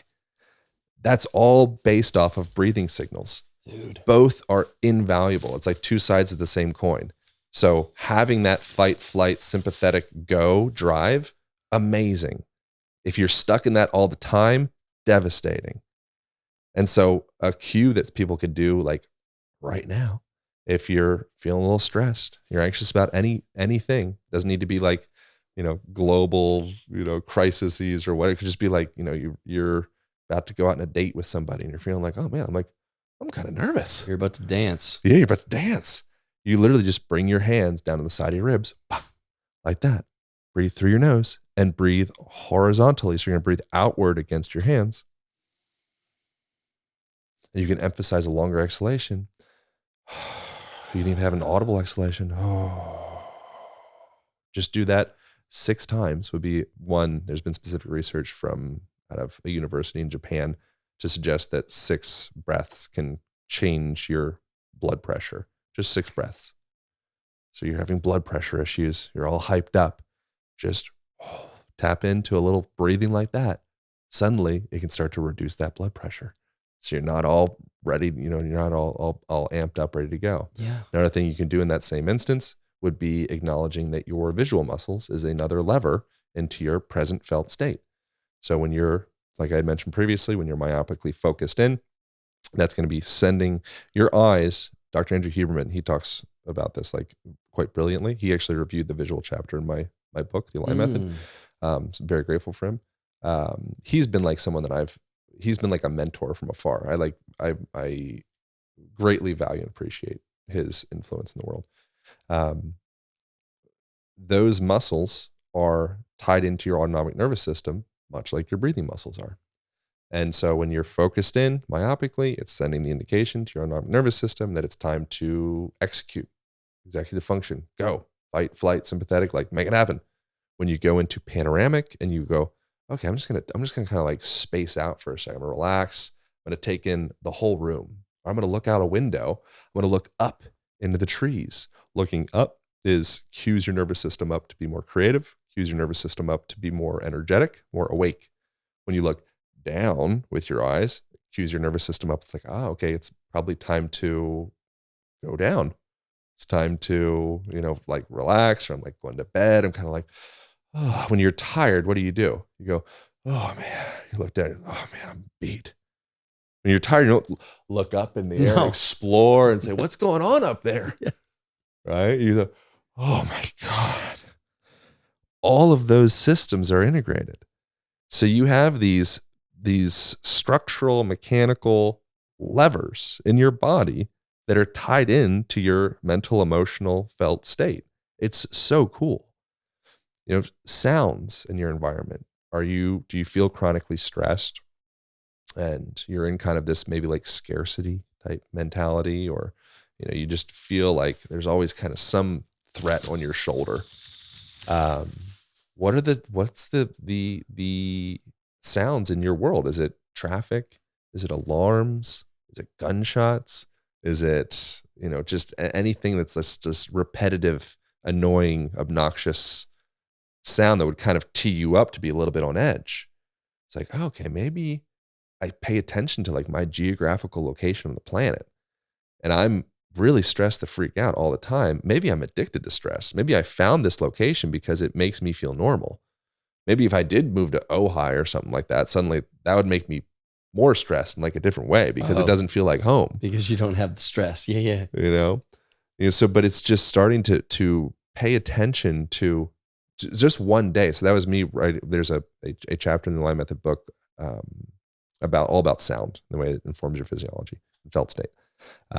Provide different like tactics and tools and actionable techniques on how to start to change those things. But when I was writing that chapter, it was so interesting because it took about a month or so to write it. And in that time, for that month, I was just exclusively tuned in to the way that any sound in any moment made me feel. Wow. It's so cool. Very cool. So people can do that. Write your own human experience book for a day. That's it. Just one day. Just pay attention to like, oh, interesting, that the wind's blowing. How does that make me feel? Oh, there's like a fire crackling. Even if it's like a YouTube fire on my TV, I've got like a little background thing that I'll do sometimes because I actually have a fireplace in my place. Like, how does that crackle sound make me feel? Because historically, for probably millions of years, you're sitting around a crackling fire. It would send the indication to you that like we're safe. Animals probably aren't going to approach us, or predators probably won't approach us here. We're warm. I'm probably with community right now. We're probably sharing stories. We're probably cooking, Yeah. Not necessarily. Might be starving too around a fire. Yeah, that's fair. But historically, evolutionary speaking, if you believe in evolution, which, why not? That's been embedded into your genetic code. I'm kind of talking a little bit out of my ass right now, That's but I think the genetic code part. But my belief is it's embedded in there as an indication to say, okay, I remember this. Okay.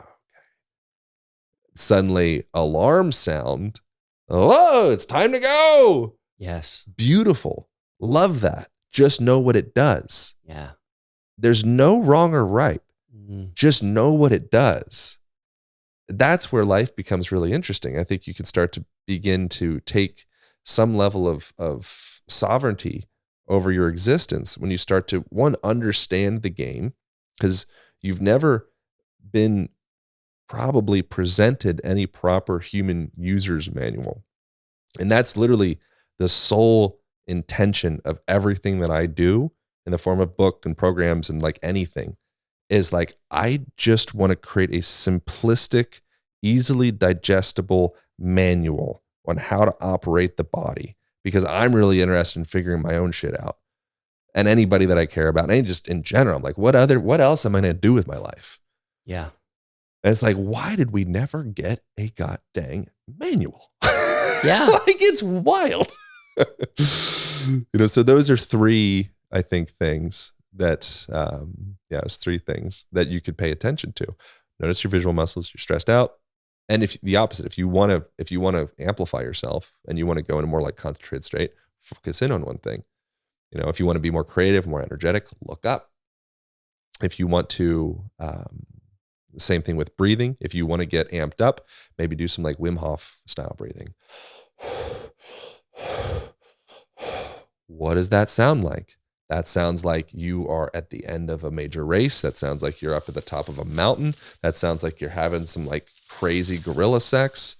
That sounds like you're like, wow, like in the book we refer to that as the fifth gear of your breathing patterning. So we break down breathing into 5 different gears. I borrowed that from my friend Brian McKenzie, who he also helped with the breathing chapter in the book, as did Wim Hof and Patrick McEwen. And you had some nice guys come in to help out. That's amazing. Yeah, because you can't be an expert at the whole and human body. You want to get it right. Then I love that about you, is that you know what you know through your experience, and sure, there's study that informs your experience. But at the end of the day, and you've mentioned it on here a few times, like I'm a little maybe over my skis on this one. So many people don't do that. They just think they are the authority, because that's dangerous. It's very dangerous. I've been there before, and I think that shift to that student, I think what you're talking about here is for people who are feeling like they're in that, chronically stressed state. Be the curious student, pay attention, have awareness to your surroundings and how they're informing your, the state of your central nervous system. Yeah. When you're in that place of being a student and being curious, even if you're the teacher, like if you're the student as the teacher, it's just more interesting. Like that's in the beginning of this, you're like, who's the guest here? I'm like, I don't care to be the guest. Yeah. Honestly. Like if I'm going to be here with you for X amount of minutes or hours or whatever, and I didn't learn anything. Yeah. What just like a brilliant waste of time. Yes. Yes. So ideally we both get to the end of this, and I might be the one that's on stage talking. I have the microphone. Yeah. And it's like, okay, we're paying you to do the thing. You need to like talk to the people. So in that time, one, there's an opportunity. Things aren't done the way, just because something was done this way for a while doesn't mean it needs to be the way that it's done right now. So in that, it's like, I think being inventive and innovative and creative and dynamic, and say like, this is specifically just a speaking like teacher student type situation, but like, why not integrate the audience? Like what do I need? Okay. You got the PowerPoint, and you go, okay, slide 1, slide 2, I'm going to tell you I'm going to tell you what I'm about to tell you. And I'm going to tell you, I'm going to tell you what I told you. Yeah. Like fucking listen. That's the system. Yes. It's like, what if we just had this really interesting, authentic, curious experience where we all walked away from it, kind of scratching our head like, wow, I got to rethink some things, I think. Like that to me is a cool relationship. Yes. And if it's not that, it's like, I don't know, I'd rather do something else. Yeah. Well, so a couple things come up for me. The podcast. That's first and foremost what I love about it. Yes, I have people who listen to it, but I do it for me. I bring on people when I feel called, when I want to learn something, and they're doing something. What do you want to learn from me? I just wanted to catch up with you. Oh yeah, me too. And then it's just like, because I know the magic is just going to happen. Yeah. But I know you probably get a ton of people reaching out to be on your podcast, and I get incoming as well. And almost every case it's no. And for me, it's, who am I called to learn from right now? I just had Allison Charles on Friday last week.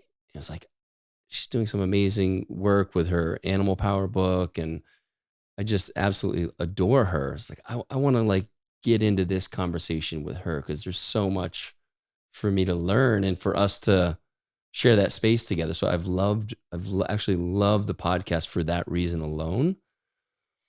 But you bring up an interesting point about getting up there, speaking, PowerPoint, the keynote. For me, it's like, no. I don't want to do any of that. I want to do someone up there who's maybe interviewing me, and then we're bringing the audience in. Like, I want to just have this co-creative space where I'm not trying to think about what you need to learn from me with all these different points. I mean, sure, there'll be some of that, but I want this to just be, not to overuse it, but the energetics of it's like, we're just playing here. We're curious. We're learning from one another. And it's so easy, because you just get to show up and be curious and ask the questions. And that's what's, the podcast for me has made me a much better listener. And dude, I even noticed like a couple of weeks ago, had a couple instances where I was meeting people for the first time and just noticed how different it is for me now. And I was literally like witnessing myself in conversation, thinking, wow, like you've gotten much better at getting to something, getting away from the small talk and dropping into something that's meaningful where we can learn from one another. Mm-hmm. And then it can also be kind of obnoxious when someone's like too meaningful and they're like too vulnerable. And they're like, it's like virtue signaling Yes. kind of vibe, Yes. which is like really distasteful in my experience. I'm just like, ugh, like barf. Well, then it's just like there's too much. Like I've had experience with some people where they don't land it here. It's all like, oh, airy fairy and this message and the universe, and it's like, bro, let's just like have a real conversation about what's up. Mm-hmm. And then so another thing that I love, like actionable stuff. You know, like, okay, like try this on, you know, see how it goes. I think that there is availability to make any conversation or experience with someone interesting if you are willing to listen deeper than the words and the agenda. And that's when someone does listen to you in a way, like even maybe deeper than what you're equipped to listen to yourself. Typically that's a really attractive conversation. Yeah. So just another like suggestion. Yeah. You know people who come with that energy and it's like, oh God, I don't even know what we talked about, but I just loved being with that person. I can't put my finger on it. And it's because the words don't matter.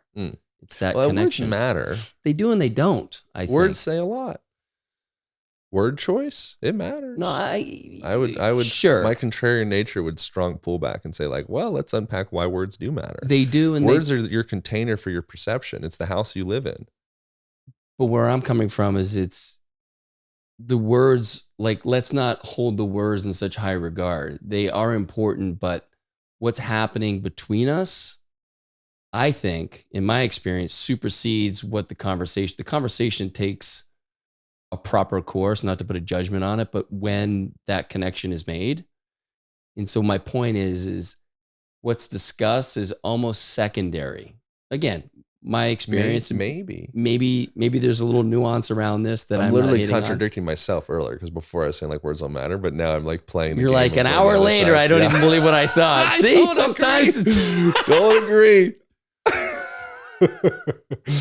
And so an example with that would be, so I mentioned like the subjunctive form of grammar or language that I believe in Vietnam, fact check this too, but in Vietnam that doesn't exist. So the idea of, you know, I could have done that, I should have done that, it's not a part of the vernacular. It's not a part of your capacity to even think that, because it's not a part of your language structure. No shit. You know, or the idea of like, I'm very sensitive to certain words, like should, you know, as a word that I'm like, like, should you? Yeah. You know, because that's you're rehearsing that story. So I think words, as much as there could be perhaps perceived deeper, in quotations, meaning in the physiological expressions and tone and, you know, all that stuff, there's also a lot of meaning in the container, you know, and I think that the container is the language that we kind of wrap ourselves in. And so if each day, like another one would be like, oh, I need to do this. Oh, I got to go do this podcast with Cal. This. Yeah. It's like, okay, cool. Like that's a fine story. Yeah. I love that you're painting that story for yourself, that you're kind of like a indentured servant to Cal, you know, like, oh, I got to go do this thing. You know, it's like, you know, or you can come from the other lens and, you know, be like, oh man, like what a great opportunity. I get to do this. Man, I get to like just have a body today. There's a lot of people that don't have a body. You know, there's a lot of people that don't breathe right. They need a machine to breathe them. Man, I get to breathe. You know, there's all these different opportunities to start to just kind of come through and pull on some threads and see what happens. And I think words are one of those things, like speaking in, I don't know, like negative kind of context, you know, describing things from that lens. Most of the time when things are spoken in like a negative fashion, Pointing out relationship with Peyton. There's a lot of things that you could say like, oh, I don't like this. I don't like this. I want more of this, less of that. That's great. And there's also, and that's your words, and it's honest. Mm-hmm.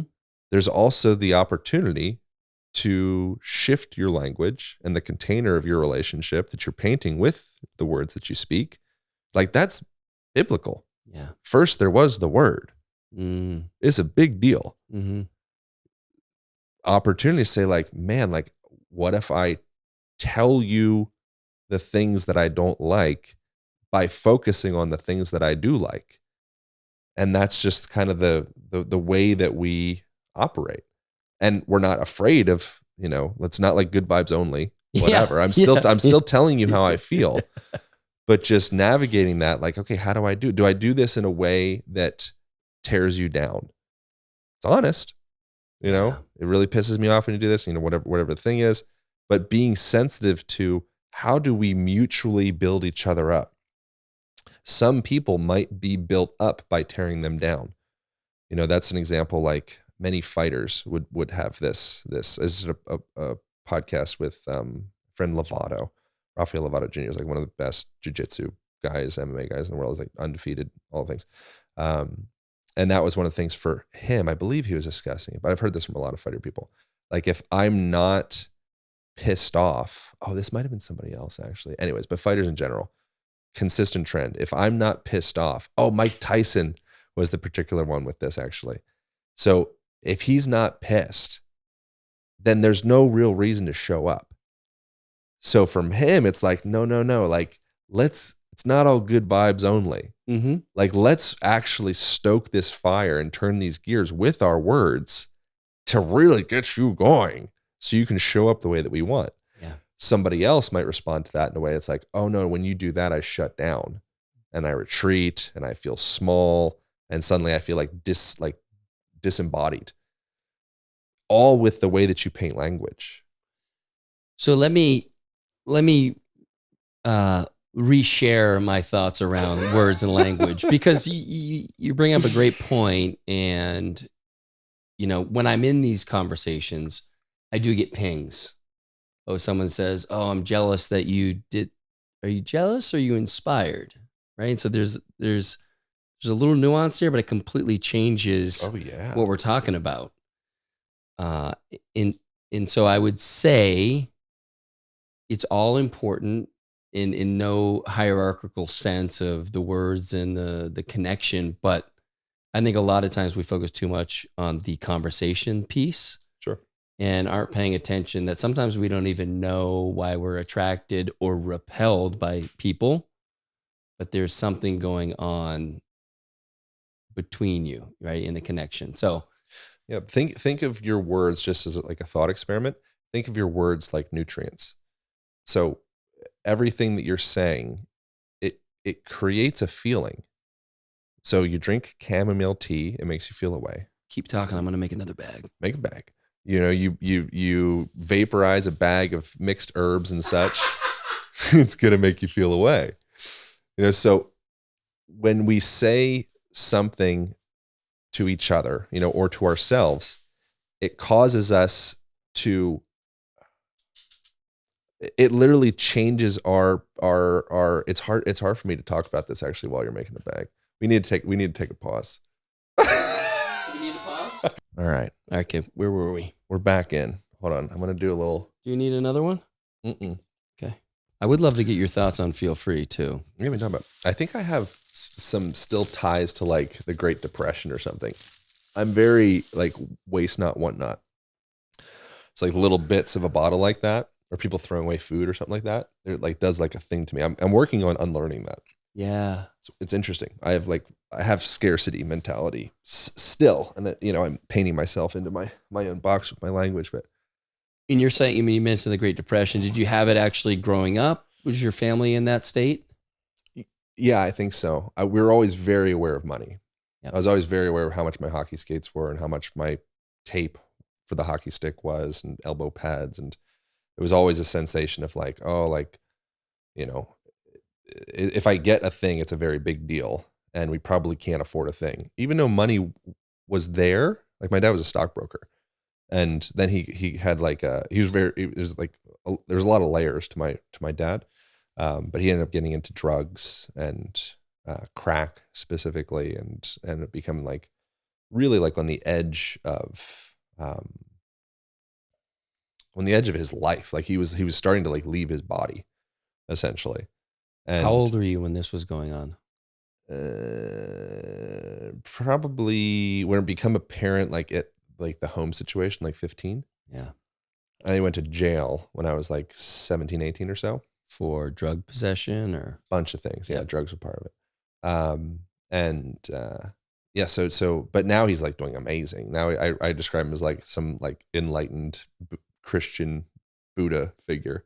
Oh shit. The reason being, and I can come back to the thing whenever we're talking about with the word stuff, but the reason being that he's in that position now where he's someone that I really like deeply respect and value and, like cherish.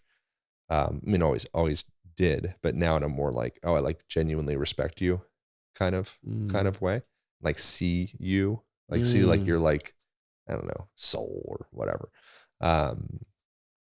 The reason that he's in such a good place now is because his whole life is extra credit. Like he already considered himself dead. So the fact that he didn't die is like really unbelievable.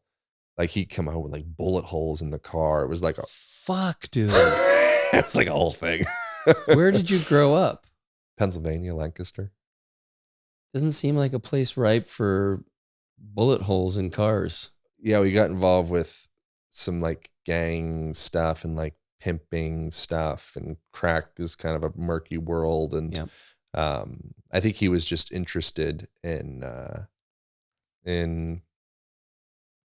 think he was just kind of bored, and like worked in an office, and did just money was his thing, and around a bunch of like false heroes and things that were like, and then finally getting around people that, one, having kind of a disposition towards addiction, but also being around people that he deemed at that moment to be more like viscerally real.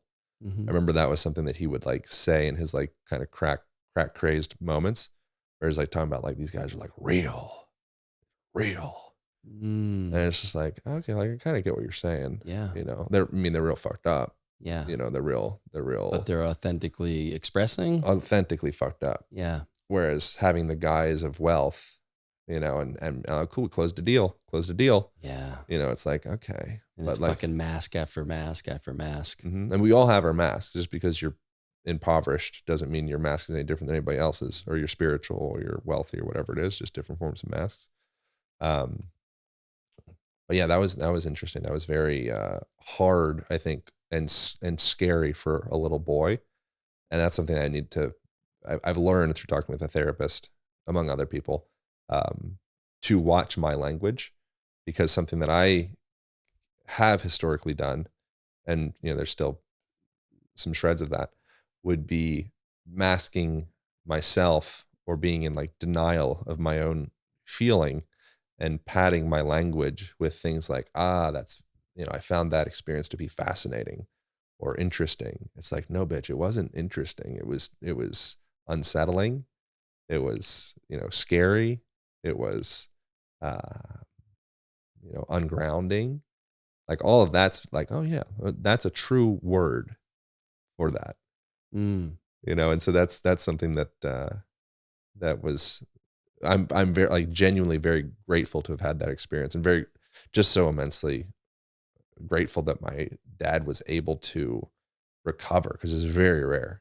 If you're like in like the deep end of from my limited understanding of addiction to crack or like meth or things that are kind of like the nar end of the substance spectrum, pretty rare to get your life back in order. So, yeah. So he went away when you were 17, 18. Yeah. And then how long until he kind of turned the corner and was, well, when he came out, he was in, it's kind of, he was like too proud to do food stamps. I was like encouraging him to do food stamps. And so when he got out of jail, he got a place. And I remember he was just really like struggling to like eat, just like getting like cans of beans and just like living on like cans of beans and like cans of tuna and stuff like that. And just kind of really like building his life like from nothing. And now coming out of jail and being in this position of being like a multiple convicted felon, and then trying to piece yourself back together from that. It's like, fuck, man. It's crazy. Our judicial I system was gonna say they don't is make jacked. it easy for felons. Holy shit. It's broken. Major. Yeah, there's no compassion. There's no like rehab. Maybe not no. There might be, it depends on the individual. It's hard to talk about a system, because it's like there's the system and then there's the individuals within the system. It's like teachers. Most teachers are I think, they're not paid a lot to take care of kids, and they're teaching them whatever they're doing their best to teach them whatever they're teaching. But then the broader implications of the system as a whole, it's like, oh, you're in a jacked up system. Yes. So you're this amazing individual node, maybe not node, just being that's a part of this inherently flawed system created by inherently flawed people just doing their best. And so, yeah, the judicial system, that's something that's like, and it's like as above, so below kind of thing. I think that with that punitive system in place that we all are raised in, how does that affect your relationships? How does that affect your punitive relationship to your own qualities? It's pretty interesting. So what are you doing today?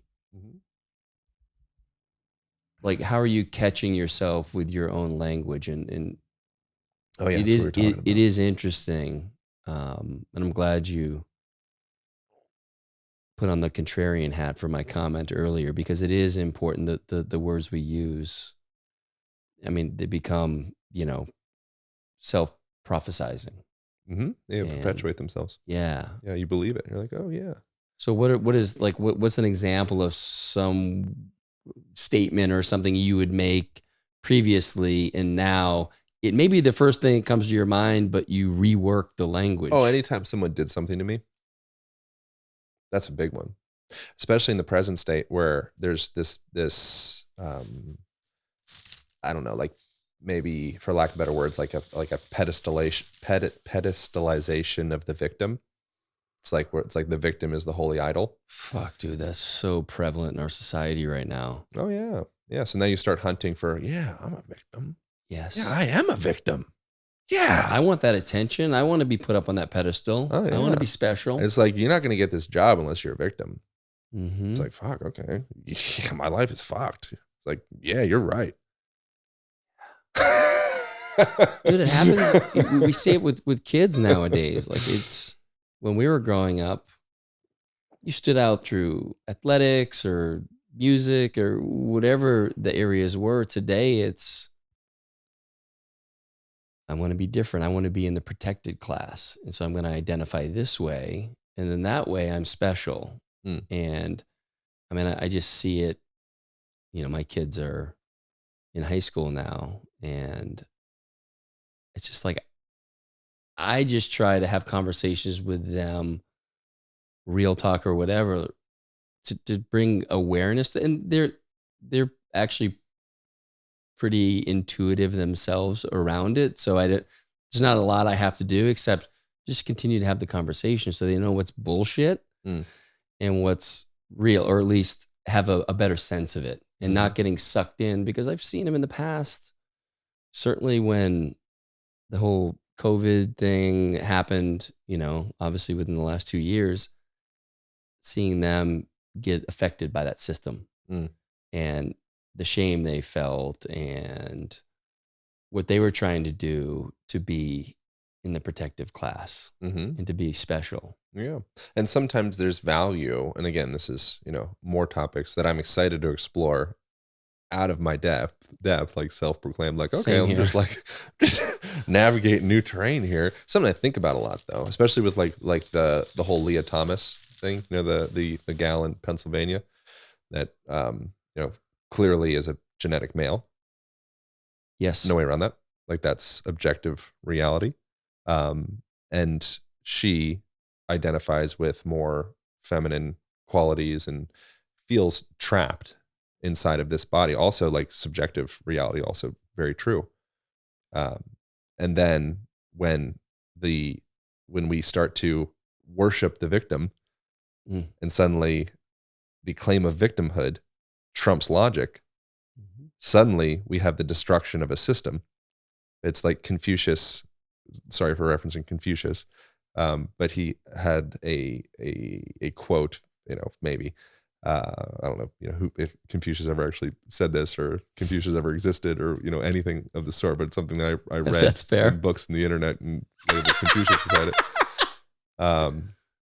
He said, when words lose their meaning, people lose their freedom. And that's a pretty interesting scenario, when you start saying like, okay, cool. Like we have this system, your chromosomes are this way, you're born in this way. You can compete with people that are in that way. Most logic would align with that. You went through puberty. You've had this surge of testosterone, the shape of your shoulder girdles and length of your arms and your hands and your jaw structure and your whole life you formed into this position that matches that, scientifically classified system of like, oh, it's, that's a male homo sapien. And then there's your subjective experience of like, oh, that feels not true to me. I love you for that. That's so great. Like, pursue what feels true to you. We have this system that allows it to be fair and not unsafe for people involved. Especially when you're talking about contact sports like MMA. Dude. Yeah. Come on. Yeah. What a wild world that we live in. That's even a conversation. Yeah.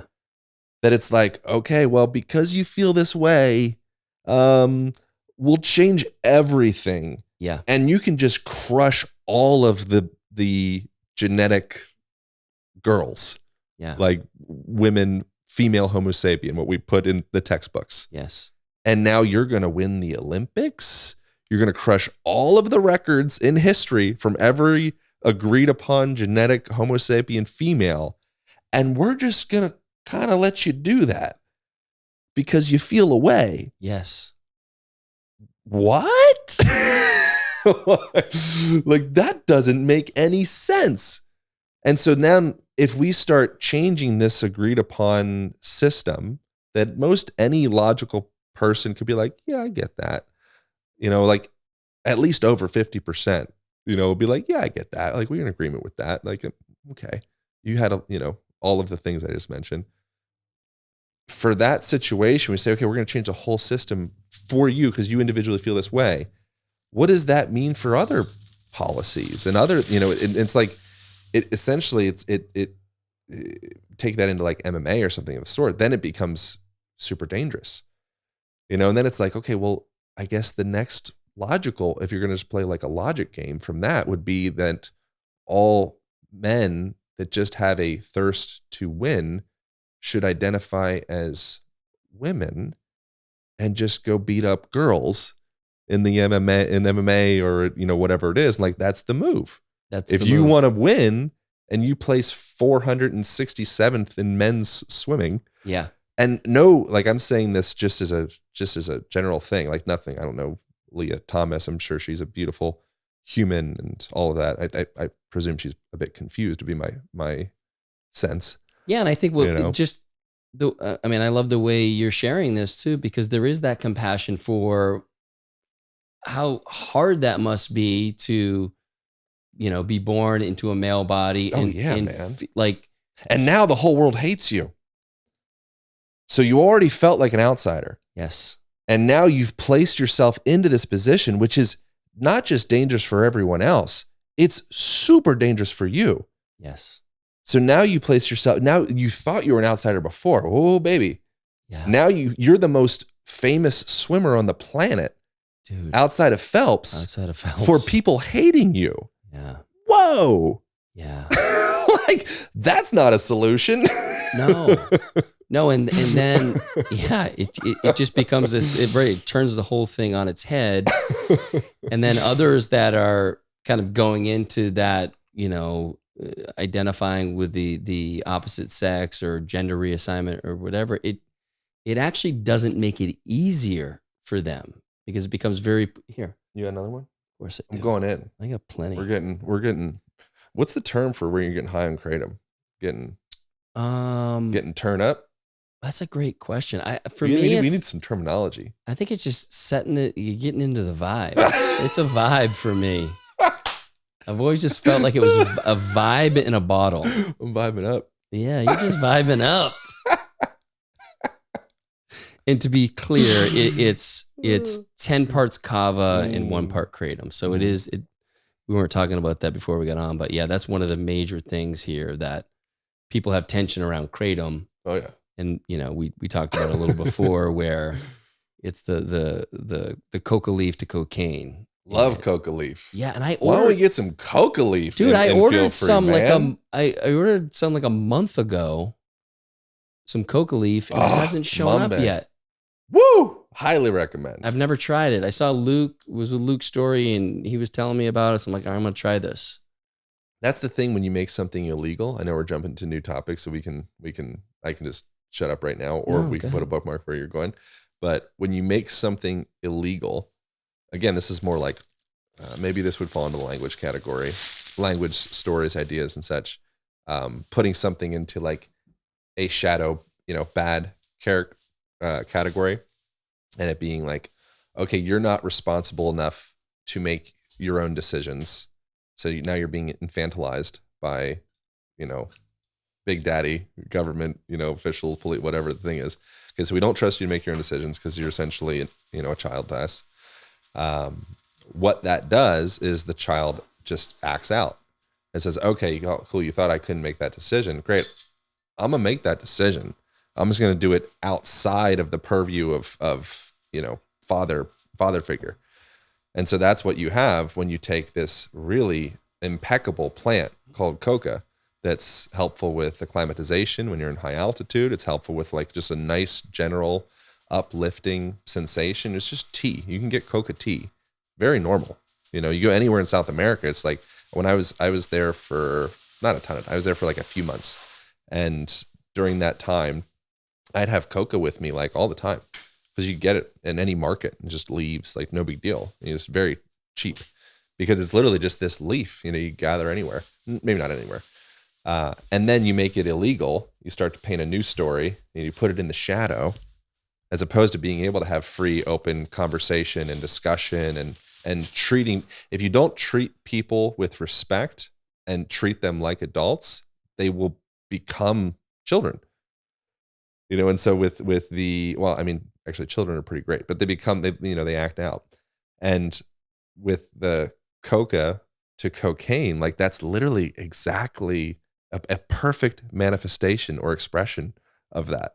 So you put things like, oh no, we don't talk about that. Like, oh no, that's bad. As opposed to like, no, let's talk about it. Like, let's be mature about this. I want you to be able to make your decisions for yourself. If you think this is a value for you in your life, I respect, your maturity and your ability to choose for yourself. It's like, okay, like I want to hear about that. And then people, I think, make better decisions. But the coca to cocaine, where it becomes this toxic substance, it's largely so you can ship it more effectively. So coca, you send a truck full of coca leaf and it's worth $1,000 or something. It's like, okay, if you send a truck full of cocaine, son, because this is illegal. Yeah. If we're going to move that kind of volume, we need like some real money because I could spend the rest of my life in jail. Yes. So it's like, okay, let's concentrate this. You're like, okay, cool. Now it's this toxic, terribly dangerous byproduct of mistrusting or mistreating people and infantilizing them and, treating them as though they're like stupid, like they can't make decisions for themselves. And so then it's like, okay, it spirals out into this mutated thing called cocaine.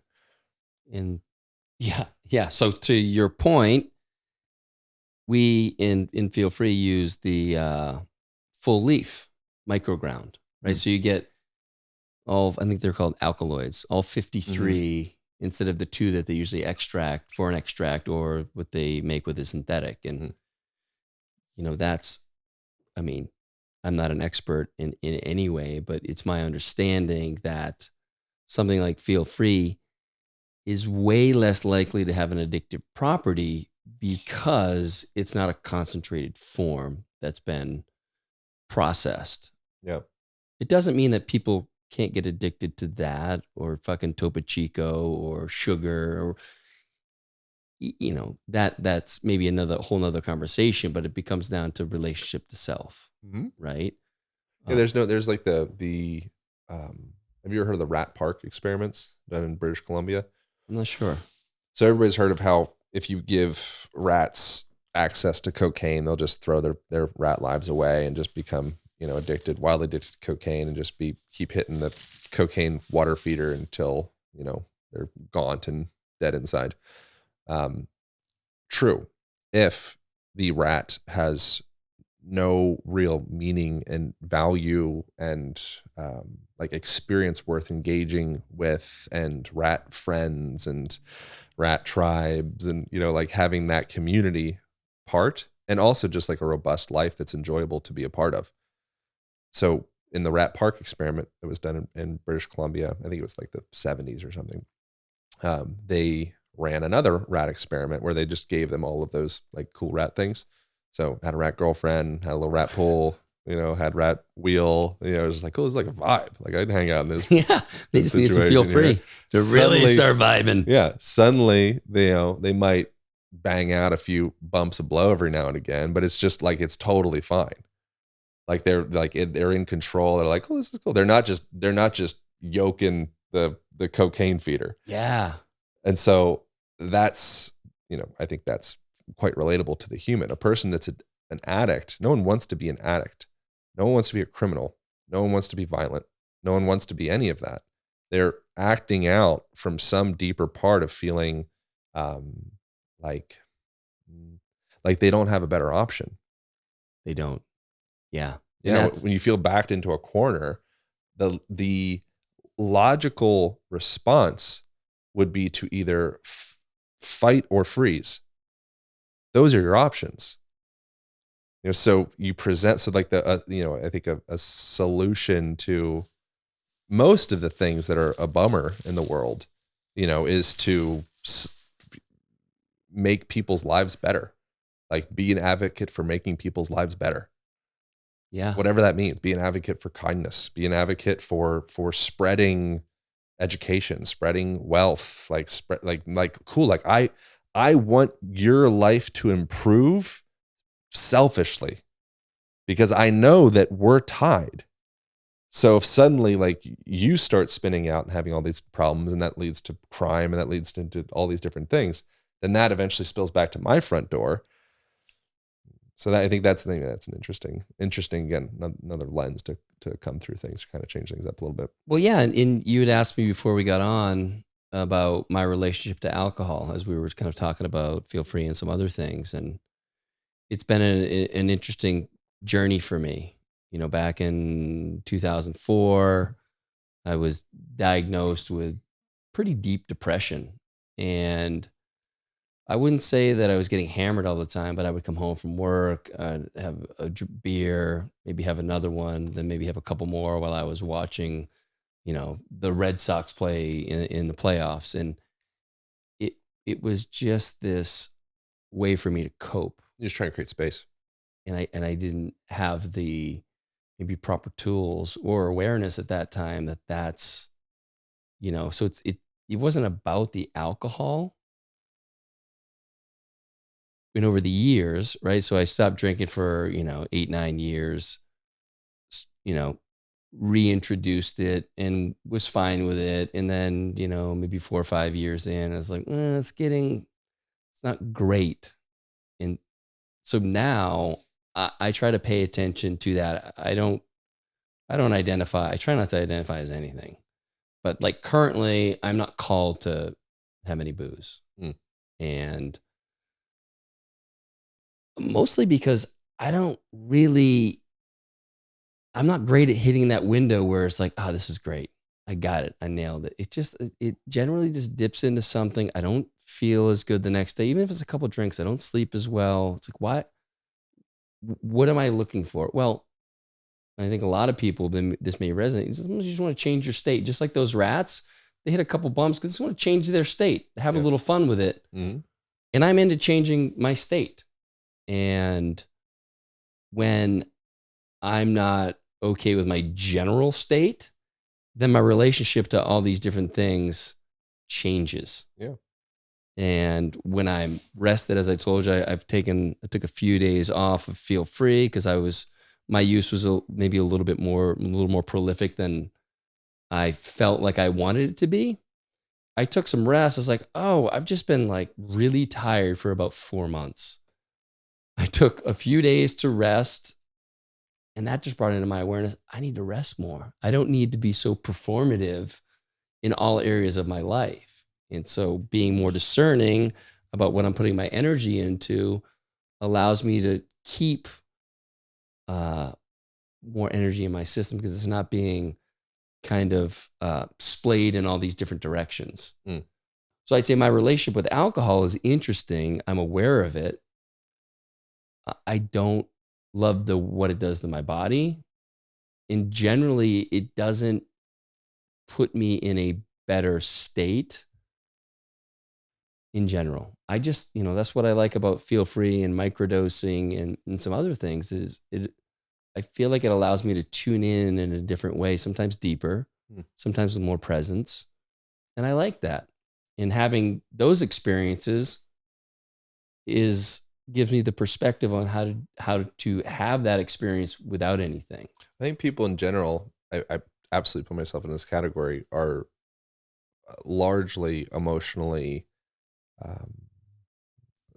like stifled in a way, and like we think it's convenient to look at a person, and most people have had this experience with their parents, where you see your parents as being like this omnipotent being, and it's like they're infallible, and when you're a child, it makes sense because that's a protective mechanism, because if your parents are flawed, then the container that holds you and provides you food and shelter and all of the things is flawed, which is not okay. And most parents perpetuate that too, that they're the authority versus being from like insecurity. Yeah, like I don't really And then there's know. a value in letting someone know, like, no, I am in control. Yeah, I'm in control, Like and I'm still trying to figure this out. You just got on my airplane. You don't need to know about airplanes. Yeah. I've got this. Yeah. It's like, okay. Yeah. Cool. I can get on my phone. I can, do some homework, whatever. Like I'm chilling because I know daddy's got this or mommy's got this. Yeah. So there is value in being in that position as well. But the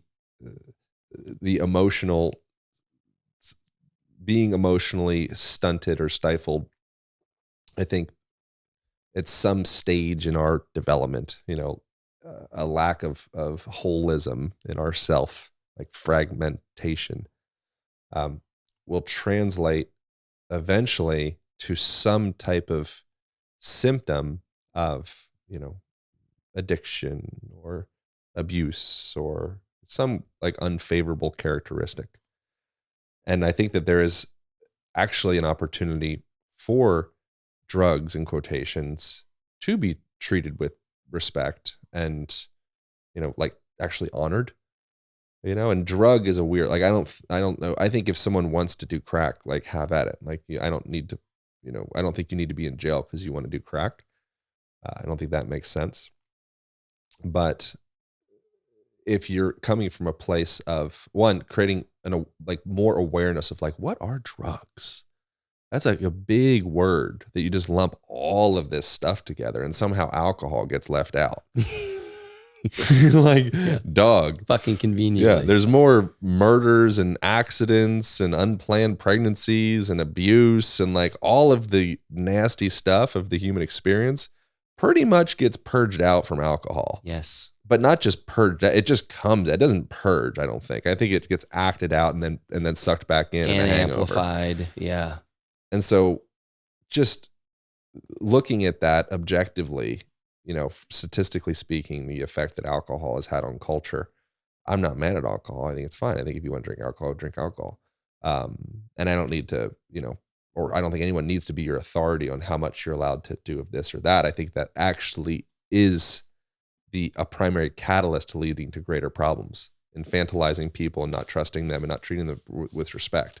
If you treat someone from that place, it's like the Pygmalion effect is a psychological term for that.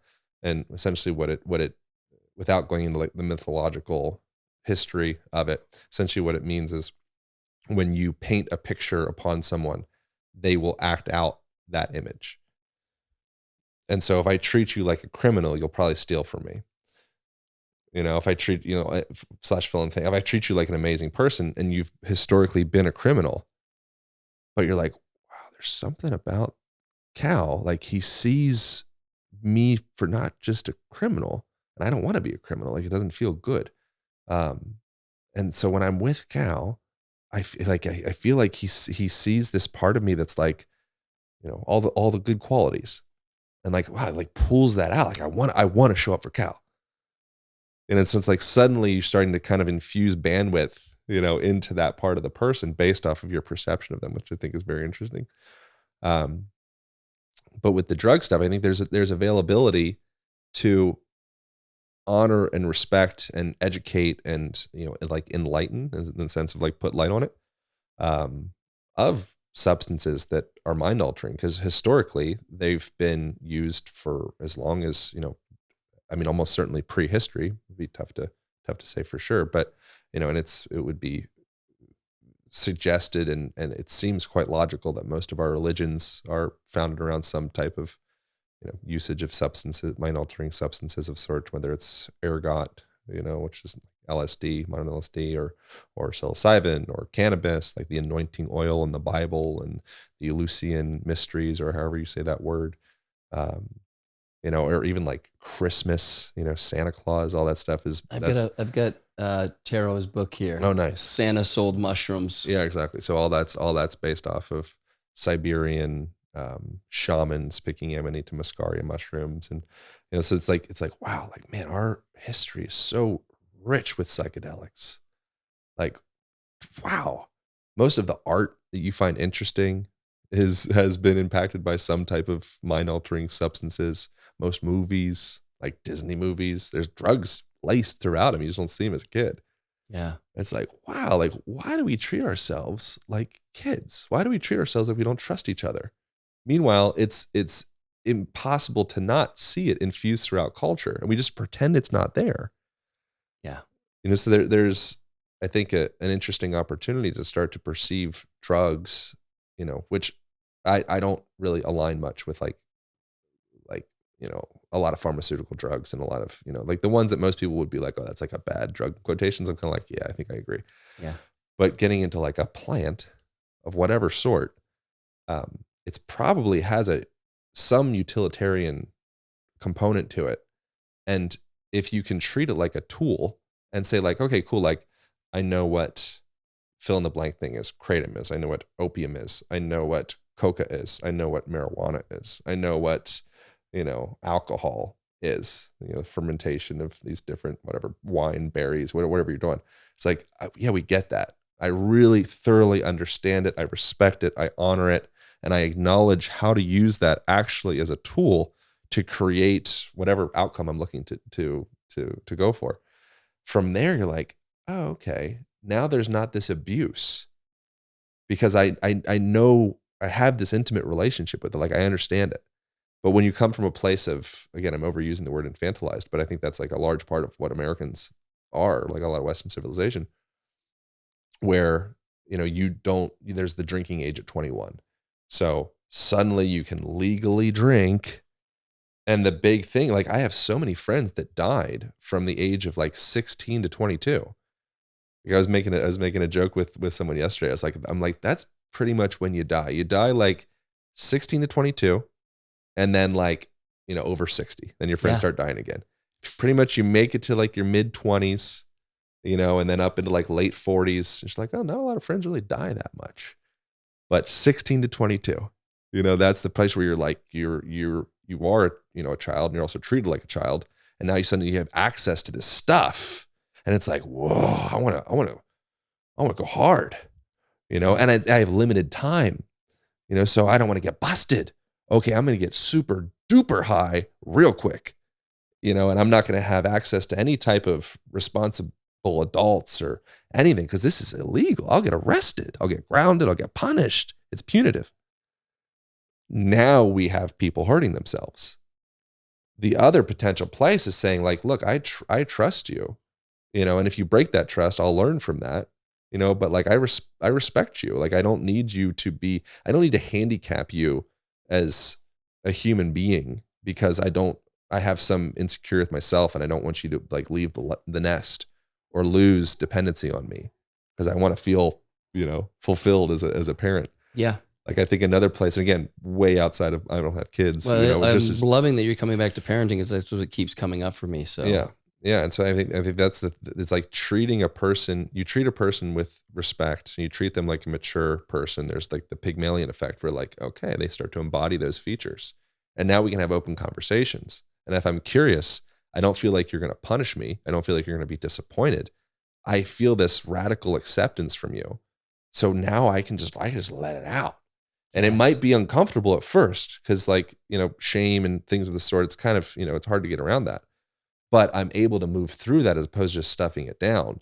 And then fast forward 5 years, 10 years, whatever, and suddenly I'm an alcoholic of some sort, alcoholic or whatever kind of addiction type thing. And it's like, I think there's just better ways to do things. And it's an interesting thing of like understanding how to unwind that. But I think it really comes back to the beginning of like compassion, respect, and if there's a shadow someplace, probably a reasonable solution would be to be courageous enough to cast light upon it. Yes. And like as I've tuned into these things with my kids, that's been my intention, is to create a space of trust and compassion and understanding where whatever it is, I'm not condemning it, I'm not condoning it, but I'm opening up a conversation for us to explore these things. And man, it's been, I don't even know how long, it's a couple years, maybe a year and a half, where I really felt into that. And the relationship with each of my kids has deepened, and like to a point, again, I've said this before, but I didn't know it was possible. I had my 16-year-old come up to me the other day, and he goes, Dad, like, and it was really sweet. And I don't mean to sound like I'm buttering my own nuts here, but I love a nice pair of buttered nuts. He's like, big fan. You're like an amazing dad. I feel like I can tell you anything and you're not going to judge me. And like, I'm not going to get in trouble. And if I do something where there's a consequence, but I know where I stand with you, and I know that I can trust you. I was like, bro, like that's like fucking all I want for you kids, to feel safe, to share. And as I've given them the space, they're curious. But they're curious in a safer place. And we have conversations about these things. And I openly talk about all my psychedelic experiences, and to the details of smoking, 5-MeO DMT. Like, this is what it was like. It's not for you right now, but like, let's continue to have this conversation. There may come a time in your life when you're called to it. So like, let's not just go on the internet or talk to your buddies about this. Talk to me. I can share my experience, and I can give you resources that I trust. But ultimately, you're going to make your own decisions. And so I want to, again, treat you with respect, so that I'm not, what's that word again? Infantilize. Infantilize. I'm not infantilizing. Great word. It is. And I'm going to try to work on how to say it. Throw that in there. I'm not going to infantilize my kids anymore, because I saw what happened. I'm not the authority. I have my experience. I am the absolute authority on my experience. Doesn't mean it's going to be your experience. So let's have the conversation around that and keep it open. So it's been really beautiful to let go of that old way and to show up differently. And look, there are going to be times when they cross the boundary or the boundary is a little bit maybe bigger than it could be. So then I can bring the boundary in a little bit, but I'm learning and sharing with them. Like, I don't really know. I've never had kids all this age ever. Like, I'm learning all the time. So like, let's be curious. What do you actually need? And then what do I need from you? And so it's like having that relationship with them it's made parenting so much more fun. And just the time I get to spend with them, it's not this bullshit like how's school and it's real talk and real connection. I mean, my son Bowen comes in here every day after school. We sit down and we smoke a volcano together. Right? There's some parents are like cringing hearing that. Oh, dude, when I was like 12, 13, I was biking over to the mall or anywhere, and I was picking up cigarette butts that were like, sometimes people are out front of the mall and they just want to get their little nicotine fix, but they don't actually want to smoke a whole cigarette. Yeah. And so I would be hunting for partially smoked cigarettes of just random people with whatever kind of lip, oral infections they may or may not have or whatever. And I'd fill up my pack of cigarettes because I was too young to buy them. And that's like exactly that example. So instead of me being able to approach these things as like, oh, like tobacco, this thing that's been honored and respected, like the peace pipe and all that for like a very long time. It's like, this is what that is. Yes. I don't know that you need it, but here's what it does. Here's the effect. Here's when it's appropriate. It's not moralistically bad or good. Here's the potential consequences. It might not be, if you want to be an athlete, do you want to like be maybe some kind of like endurance type athlete? I don't think this is for you.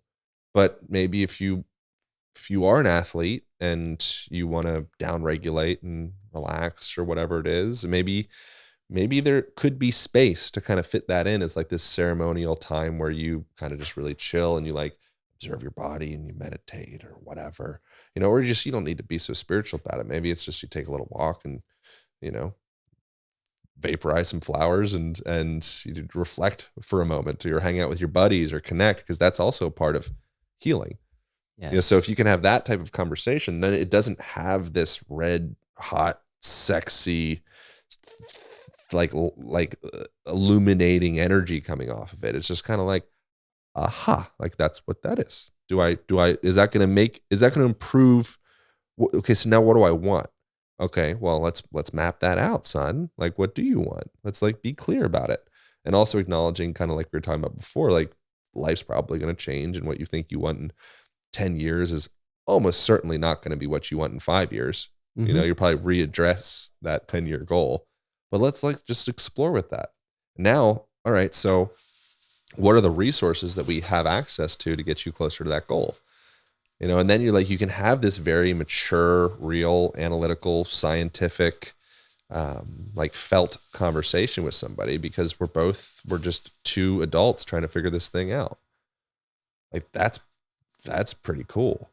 Yeah. And it's like, for again, the parents listening out there and others, like kids have access to vape pens and they got everything. All the nastiest porn, all the drugs, like there's nothing you can hide from them.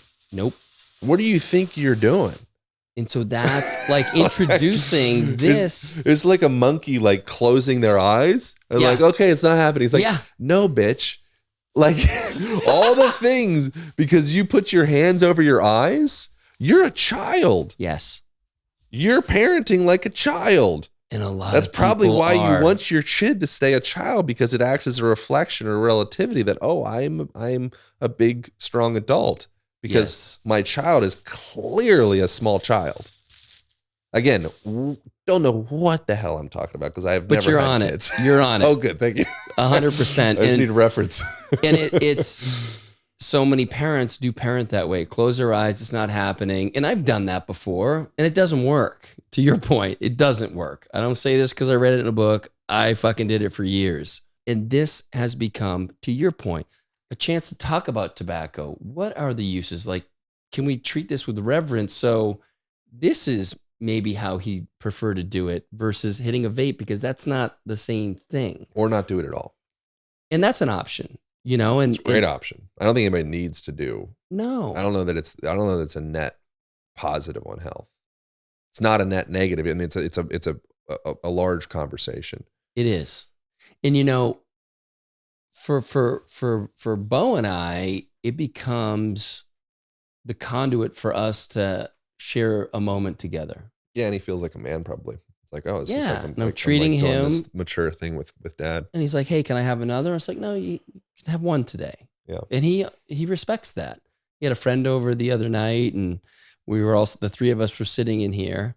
He's like, hey, do you mind if, I won't say his name, but my friend has a bag. I said, you know, the answer is no. I don't know his parents. They don't know this. They could be cool as shit, but I'm not going to be the guy doing that. And if you were at someone else's house, I wouldn't want them to give it to you. You're my son. We've had this relationship with it. Like that's it. I appreciate you asking. And they both totally understood. Doesn't mean that when I'm not here, they're not gonna come in here and do that. They probably will, but that's kind of out of my hands. Yeah. You know, it feels safe. And so that's been, you know, more things like that are outside, you know, the parental, you know, construct that a lot of us are brought up into. It's a way for me to just, again, continue to unlearn all this stuff. Like there's nothing inherently bad with that. It's becomes the relationship to it. So if I can create a better relationship for him around these things, what am I doing? I'm also building trust in him. Mm-hmm. What else, Dad? What else? I become, you know, the one that he comes to when he really needs something.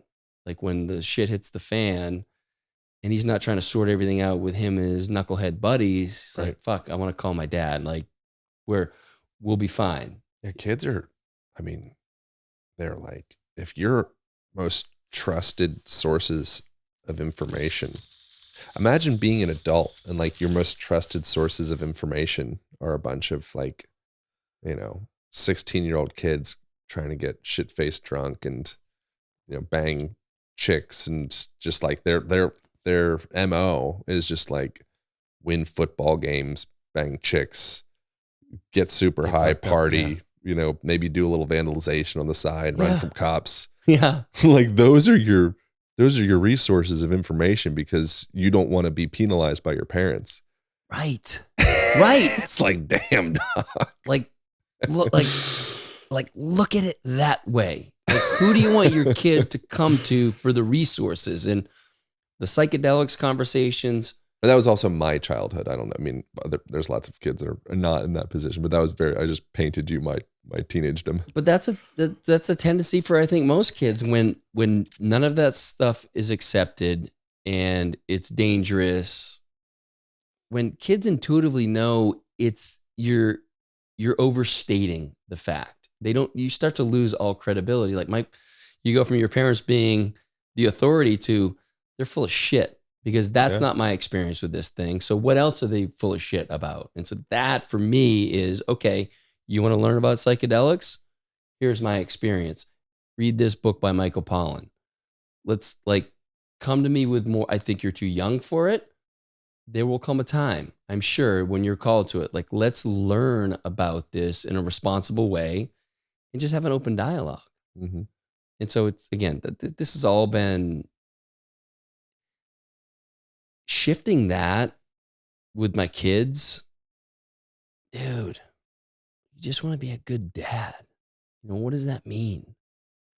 And it's like the more I started to just in life show up anywhere, it's just who I am, I started to like afford that for them and Mm. really honor that they are their own individual souls and that I'm just here in support and as a resource, hopefully better than their 15-year-old buddies. But it's like I said earlier, it's just made it so much easier. It doesn't mean we don't deal with challenging things. We do, but now we have a container that everybody can feel safe to explore that without judgment, or as best I can do without judgment, because I'm still human with that. But it's been, I mean, magical. I don't know. I don't know how to. It's almost hard to describe how I feel connected to my kids, and each one in a different way. But um, yeah, like that's the type of stuff I want to share with people. Like, look, you don't have to do it like your parents did it. You don't have to do it like you think society wants you to do it. Because to your point earlier,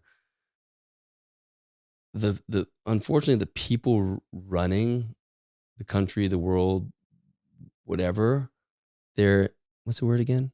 Infantilizing? They're infantilizing the nation, the world, and they think they know what's better for you. Mm.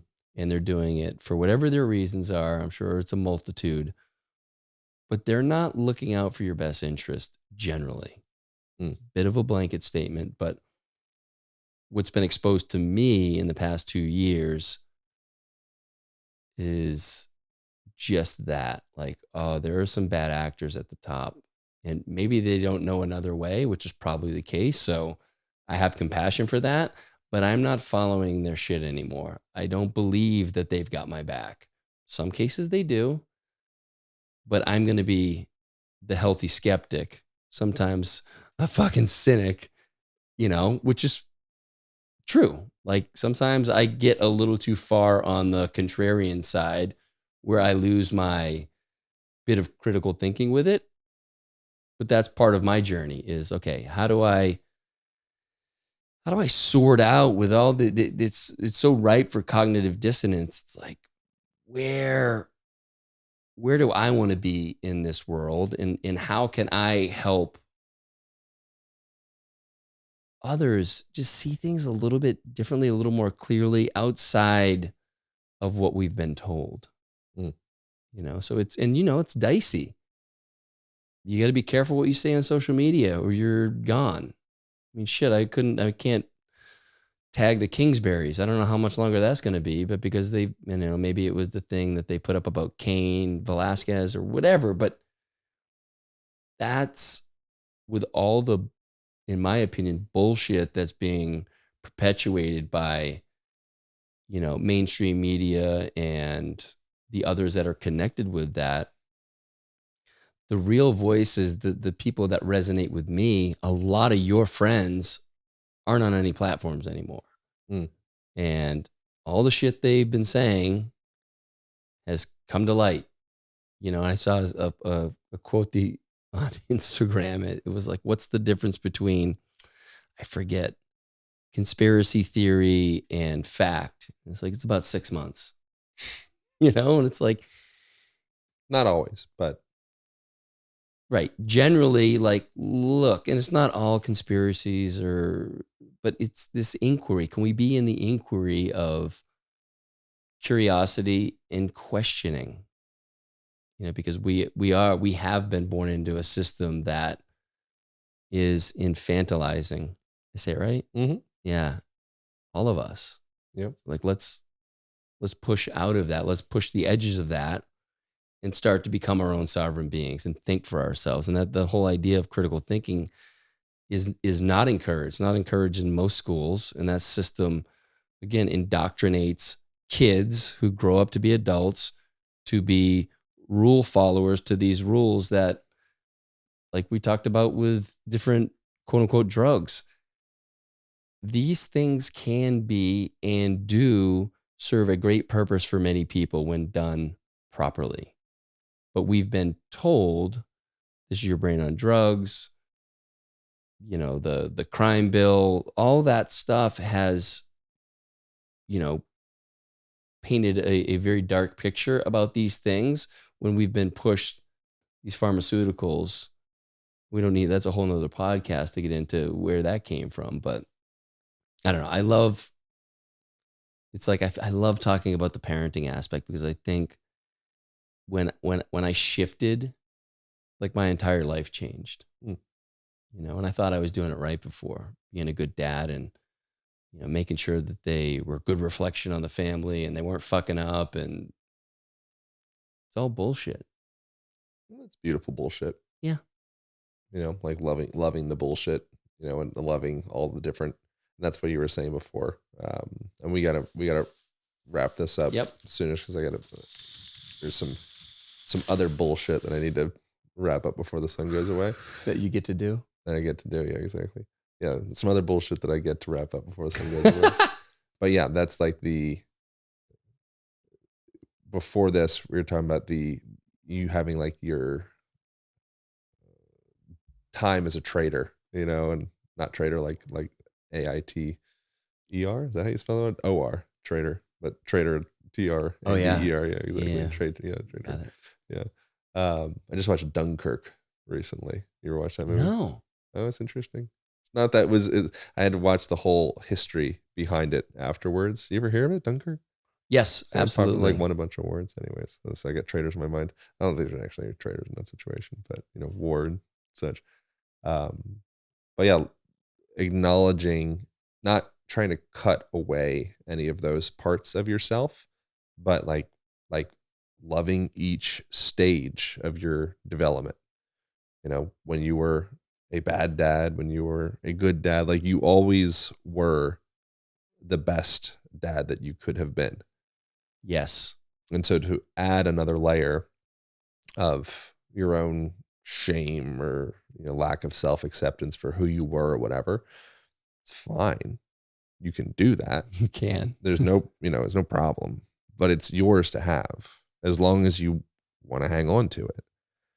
So again, it's coming from a lens of like freedom in a way. It's like, yeah, like I love the paranoia and anxiety and like the drug, self-loathing and the victimization. Like I love that for you. Yeah. I just hope that you understand that you're the operator.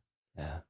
And so that's the big potential difference is like, okay, if you're using any of those self-destructive patterns as a tool and you actually are in control of the plane and you're like, yeah, I'm gonna do a little self-loathing today. So I go into my little like shame tank. Yes. And I'm like, great. Like get after it. Get some of that. But then within that, I think it opens up the potential of like, okay, like, yeah, here I am. I'm in my self-loathing shame tank. Like, am I able to have acceptance of that? In the time that I wasn't the best dad, do I look back and then just be like, oh man, I owe you so much. And this is like, or can it come from a place of like, yeah, I was learning and I am learning. And this present state now, there's no finished, and the things that as I was operating that time, I thought I was doing best. And as I'm in this moment, I think I'm doing best. And X amount of months or years, I'll look back and be like, oh man, I was just figuring it out. Yeah. Well, as I was sharing when we were talking about, the book I'm writing and it, being based, as around my life as a trader, it wasn't until I started writing that book until I was able to let go of that shame and have so much appreciation and gratitude for that version of me that was doing the best he could. Yeah. And all the stuff that I learned and fucked up and hopefully learned from that. But that's been my process of acceptance of, earlier versions of me. So I want to wrap with two things. I want to know what you're tracking right now, like what's feeling good for you. And then just for the book, you just gifted me the second edition. Thank you. I had the first edition. So what are some of the major changes people can expect? what am I tracking right now? I'm like, what's like my, like a focus? Yeah, you My get up in the existence? morning and you're like fired up to do these things. Like, what's exciting for you? Well, I mean, a few things. My own kind of self development related stuff. I mean, there's a lot of things I'm excited about right now that are like probably not that interesting to other people. It's like Hmm? I developing, don't care what they think. I'm interested. but developing certain like calisthenic movements, like front lever and back lever and flags, and being better with muscle ups and stuff like that. So those are things that I'm like actively, I'm like, oh, like I enjoy, I like to exercise outside. And so there's a park right beside my place. And so that's something that I've like, it's, writing down reps and sets and kind of track my organization around that. And then within that, um, I am in the last just like 2 months or so, we're vamping, formatting, constructing everything in all of the online programs that we offer.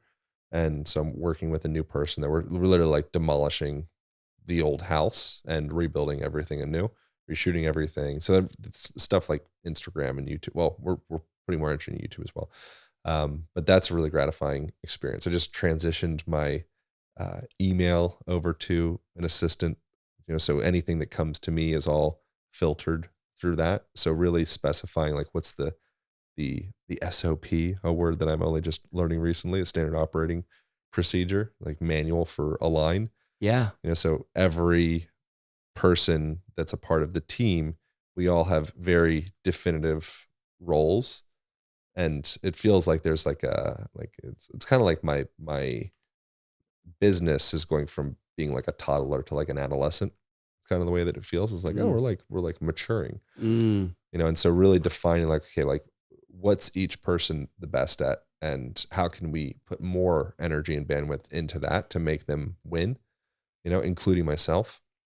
And so really define it's like, okay, the only things that only I can do that nobody else can do is stuff like this, and like research and content creation, and going to dinner parties and exercising and getting sun and surfing and like learning new skills. And those are all the things that I need to do to be the most effective, play the most effective role in this organization that I have called Align.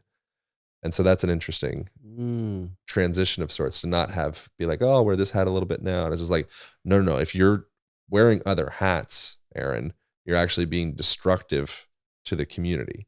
Yep. Like we need you to be the best version of you, period. And so everything else we're going to take off your plate, or I take it off my plate, or, whatever. And so part of that, so creating a new program, we have a online program that'll be out. I don't know when you're going to put this out exactly, but that'll be coming out in the end of April.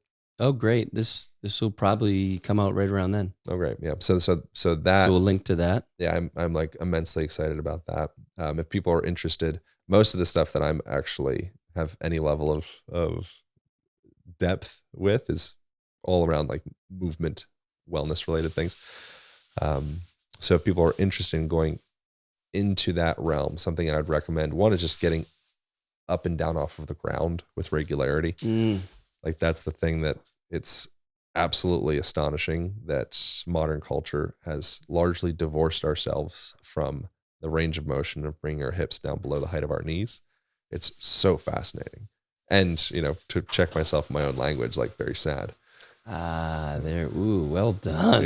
And why is it sad? Because, hip replacements and knee replacements, and osteoarthritis and things of the sort, it's to the tune of about, I believe the last I checked the numbers, it was like almost a $40 billion industry in the United States alone. So the human body is not built to just fall apart.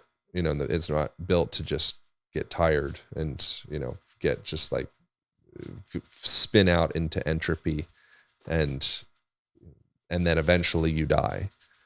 Like you can keep moving better and better and better and better and better and better and better and then die. That's on the table. And so that's the only thing is, if that is your desired outcome, which again, no moralistic right, wrong, it's just what do you want? That's what I very strongly want for myself and for anybody else, is to adapt that completely new paradigm around movement and around health and fitness and embodiment, is that each day, if you understand the basic operating system of how to move better, breathe better, leverage all of these different toggles that you have on your body called your eyes, and your skin and touch and sound and even taste and your thoughts, and the way that you inhabit yourself, it is possible to adapt a new paradigm of aging. And that's the thing that I think is I mean, it's just so exciting. So it's like a rich conversation, and such a like it's meaningful, because like elderly are in a tight spot in our culture. Yeah. They're kind of like, this story that you get to a certain age and your body just starts falling apart, and you start rehearsing those stories again with your words, the world that you create with your words. And you're like, oh man, I'm 50 now. It's like, yeah, you are. That's amazing. You had 50 years to figure out how to function in this system. If you look at someone, like doing some 195-year-old Asian dude doing Qigong in the park, it's like, wow, like he or she is moving well. What's this like levity to their body and this like fluidity in this relationship, and they're like 90 years old. And it's like, wow, like, okay, like we can do that. What are some key factors in that? Well, they probably grew up in a culture, or at least perpetuated the cultural values of maybe they eat when they're on the ground, they drink tea when they're on the ground. They have, they implement these basic tuning mechanisms via movement into their daily life that just causes their joints to heal, causes their fluids to circulate. So that's what the program is. And if people are interested in taking the sit-rise test, is something that I think is interesting. Which there was a study that was published in the European Journal of Preventive Cardiology that broke down that every point of contact that you need to get up and down off of the ground. So you start off, and I break all this down. People go to alignpodcast.com/SRT, sit rise test. So I take you through this whole thing, and every point of contact that you'd need to get all the way down and all the way back up, that is indicative of or in relation to the likelihood of the people in that study dying during the time frame of the study, which was 6.1 years. It was with people from age 51 to 81, I think. And so you start off just a little pre, people can do it with themselves at home. And then in the alignpodcast.com/SRT, I have exercises and kind of like a breakdown of how to improve this with yourself. You start off with a perfect 10 score, and then every point of contact, you just reduce a point. People that had 8 to 10 score at the end of that were 6 times more likely to, be alive at the end of the study than people that scored a 0 to 3. So they needed to touch the ground 7 times. And then every time you wobble, you reduce a half a point from that. And so just something as simple as that, there's lots of different studies in relation, like grip strength is another one that's a higher predictor of cardiovascular disease than blood pressure. There's a lot of different things like that. They're all movement based. And that's large part what the Align Method book is about. That's what the program is about. And the sit rise test, I think, is a beautiful way to just, in doing the test, that becomes the preventative approach. That's the inspiration based on your score, the inspiration to start. Well, inspiration is great, but it's literally the exercise. Like you just doing the test. It's not like, oh, here's your Scantron, sit down inside your, on your desk and like write out this thing. It's like you executing the tasks on the test, that is your exercise. And so just by engaging with the test itself, and people can do it at home now, and then there's more information about it on there. Specific exercises helping to mobilize the toes and the ankles and knees and hips and spine and all that stuff. But by implementing that into your daily life, it's, I mean, one thing, and then I'll shut up. The number one reason for elderly needing assisted living is fall risk. So I've fallen and I can't get up. That's something that is a complete product of a culture that's divorced itself from healthy movement. It has nothing to do with being a human. You go to a culture where that's not a thing, go to Japan or something of the sort, like the idea of I've fallen and I can't get up. I've been getting up and down off of the ground 45 times a day since I was a child. There's no fallen, can't get up. Those patterns are ingrained, and so that's just like this unbelievable opportunity for culture to start to reorganize their perception of aging, their felt experience around aging, and then also their necessity to reach out to some outside source to replace their parts. Nothing wrong with replacements, nothing wrong with Western medicine, nothing wrong with allopathic medicine. It's just, you have so much more sovereignty than what most of the stories that we're rehearsing are. And a fine point would be Align Method book. And then also, if you're interested in actually going deeper into that test and like how you can be more effective with it, alignpodcast.com/whatever I said, sit rise test SRT. Those would be 2 fine starting points for people if they want to get more deeply involved in all that. I love it. And I've obviously read your first book, and I told you this before, it's such a great, approachable way to start to change things in your life. And there's a lot of great history in there, and simple things. There's the big, like, get back to investing. There's a big ROI on any of the things and you shared a lot of it today. That was the whole point. Yeah. That was the whole point. So with writing the book, the kind of like litmus test of sorts to just make sure it was what I deemed to be good, good enough to publish and just share, was I would go through and pick any random page. So as like upon the final edits, just going through and, picked a page 178 or 93 or 51 or whatever. And if it wasn't engaging and it wasn't something where I was actually getting actionable information that I could, sit in the toilet, which hopefully if you read the book, you'll poop better and you won't need to be reading a book while you're sitting on the toilet. But, whatever, you open the book, coffee table thing, you have 4 minutes and just read a little bit. It will immediately provide you with actionable tools to improve your day /life, / the life of your family in that 4-minute experience.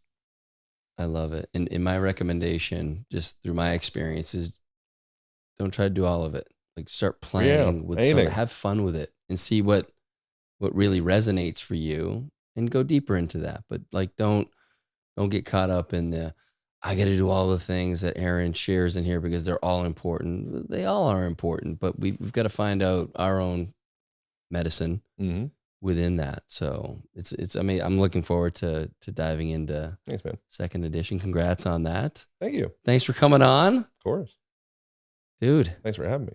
It's awesome. You were, I think, episode 18. I looked it up earlier. So you were. Oh, good. And I recorded it when the podcast actually went live. When my, the whole Great Unlearn podcast went live that week when I was out in LA. Oh, and you recorded it what do you mean when it went live? Oh, because you were backing up episodes. Yeah. Banking them. Yeah. Yeah. That makes sense. So anyway, it's beautiful to have you here. Welcome to Austin. Thank you. Glad we got to catch up. I'm slowly becoming a Texan day by day. And a boy. Yeah. Awesome. Thanks, brother. Thank you.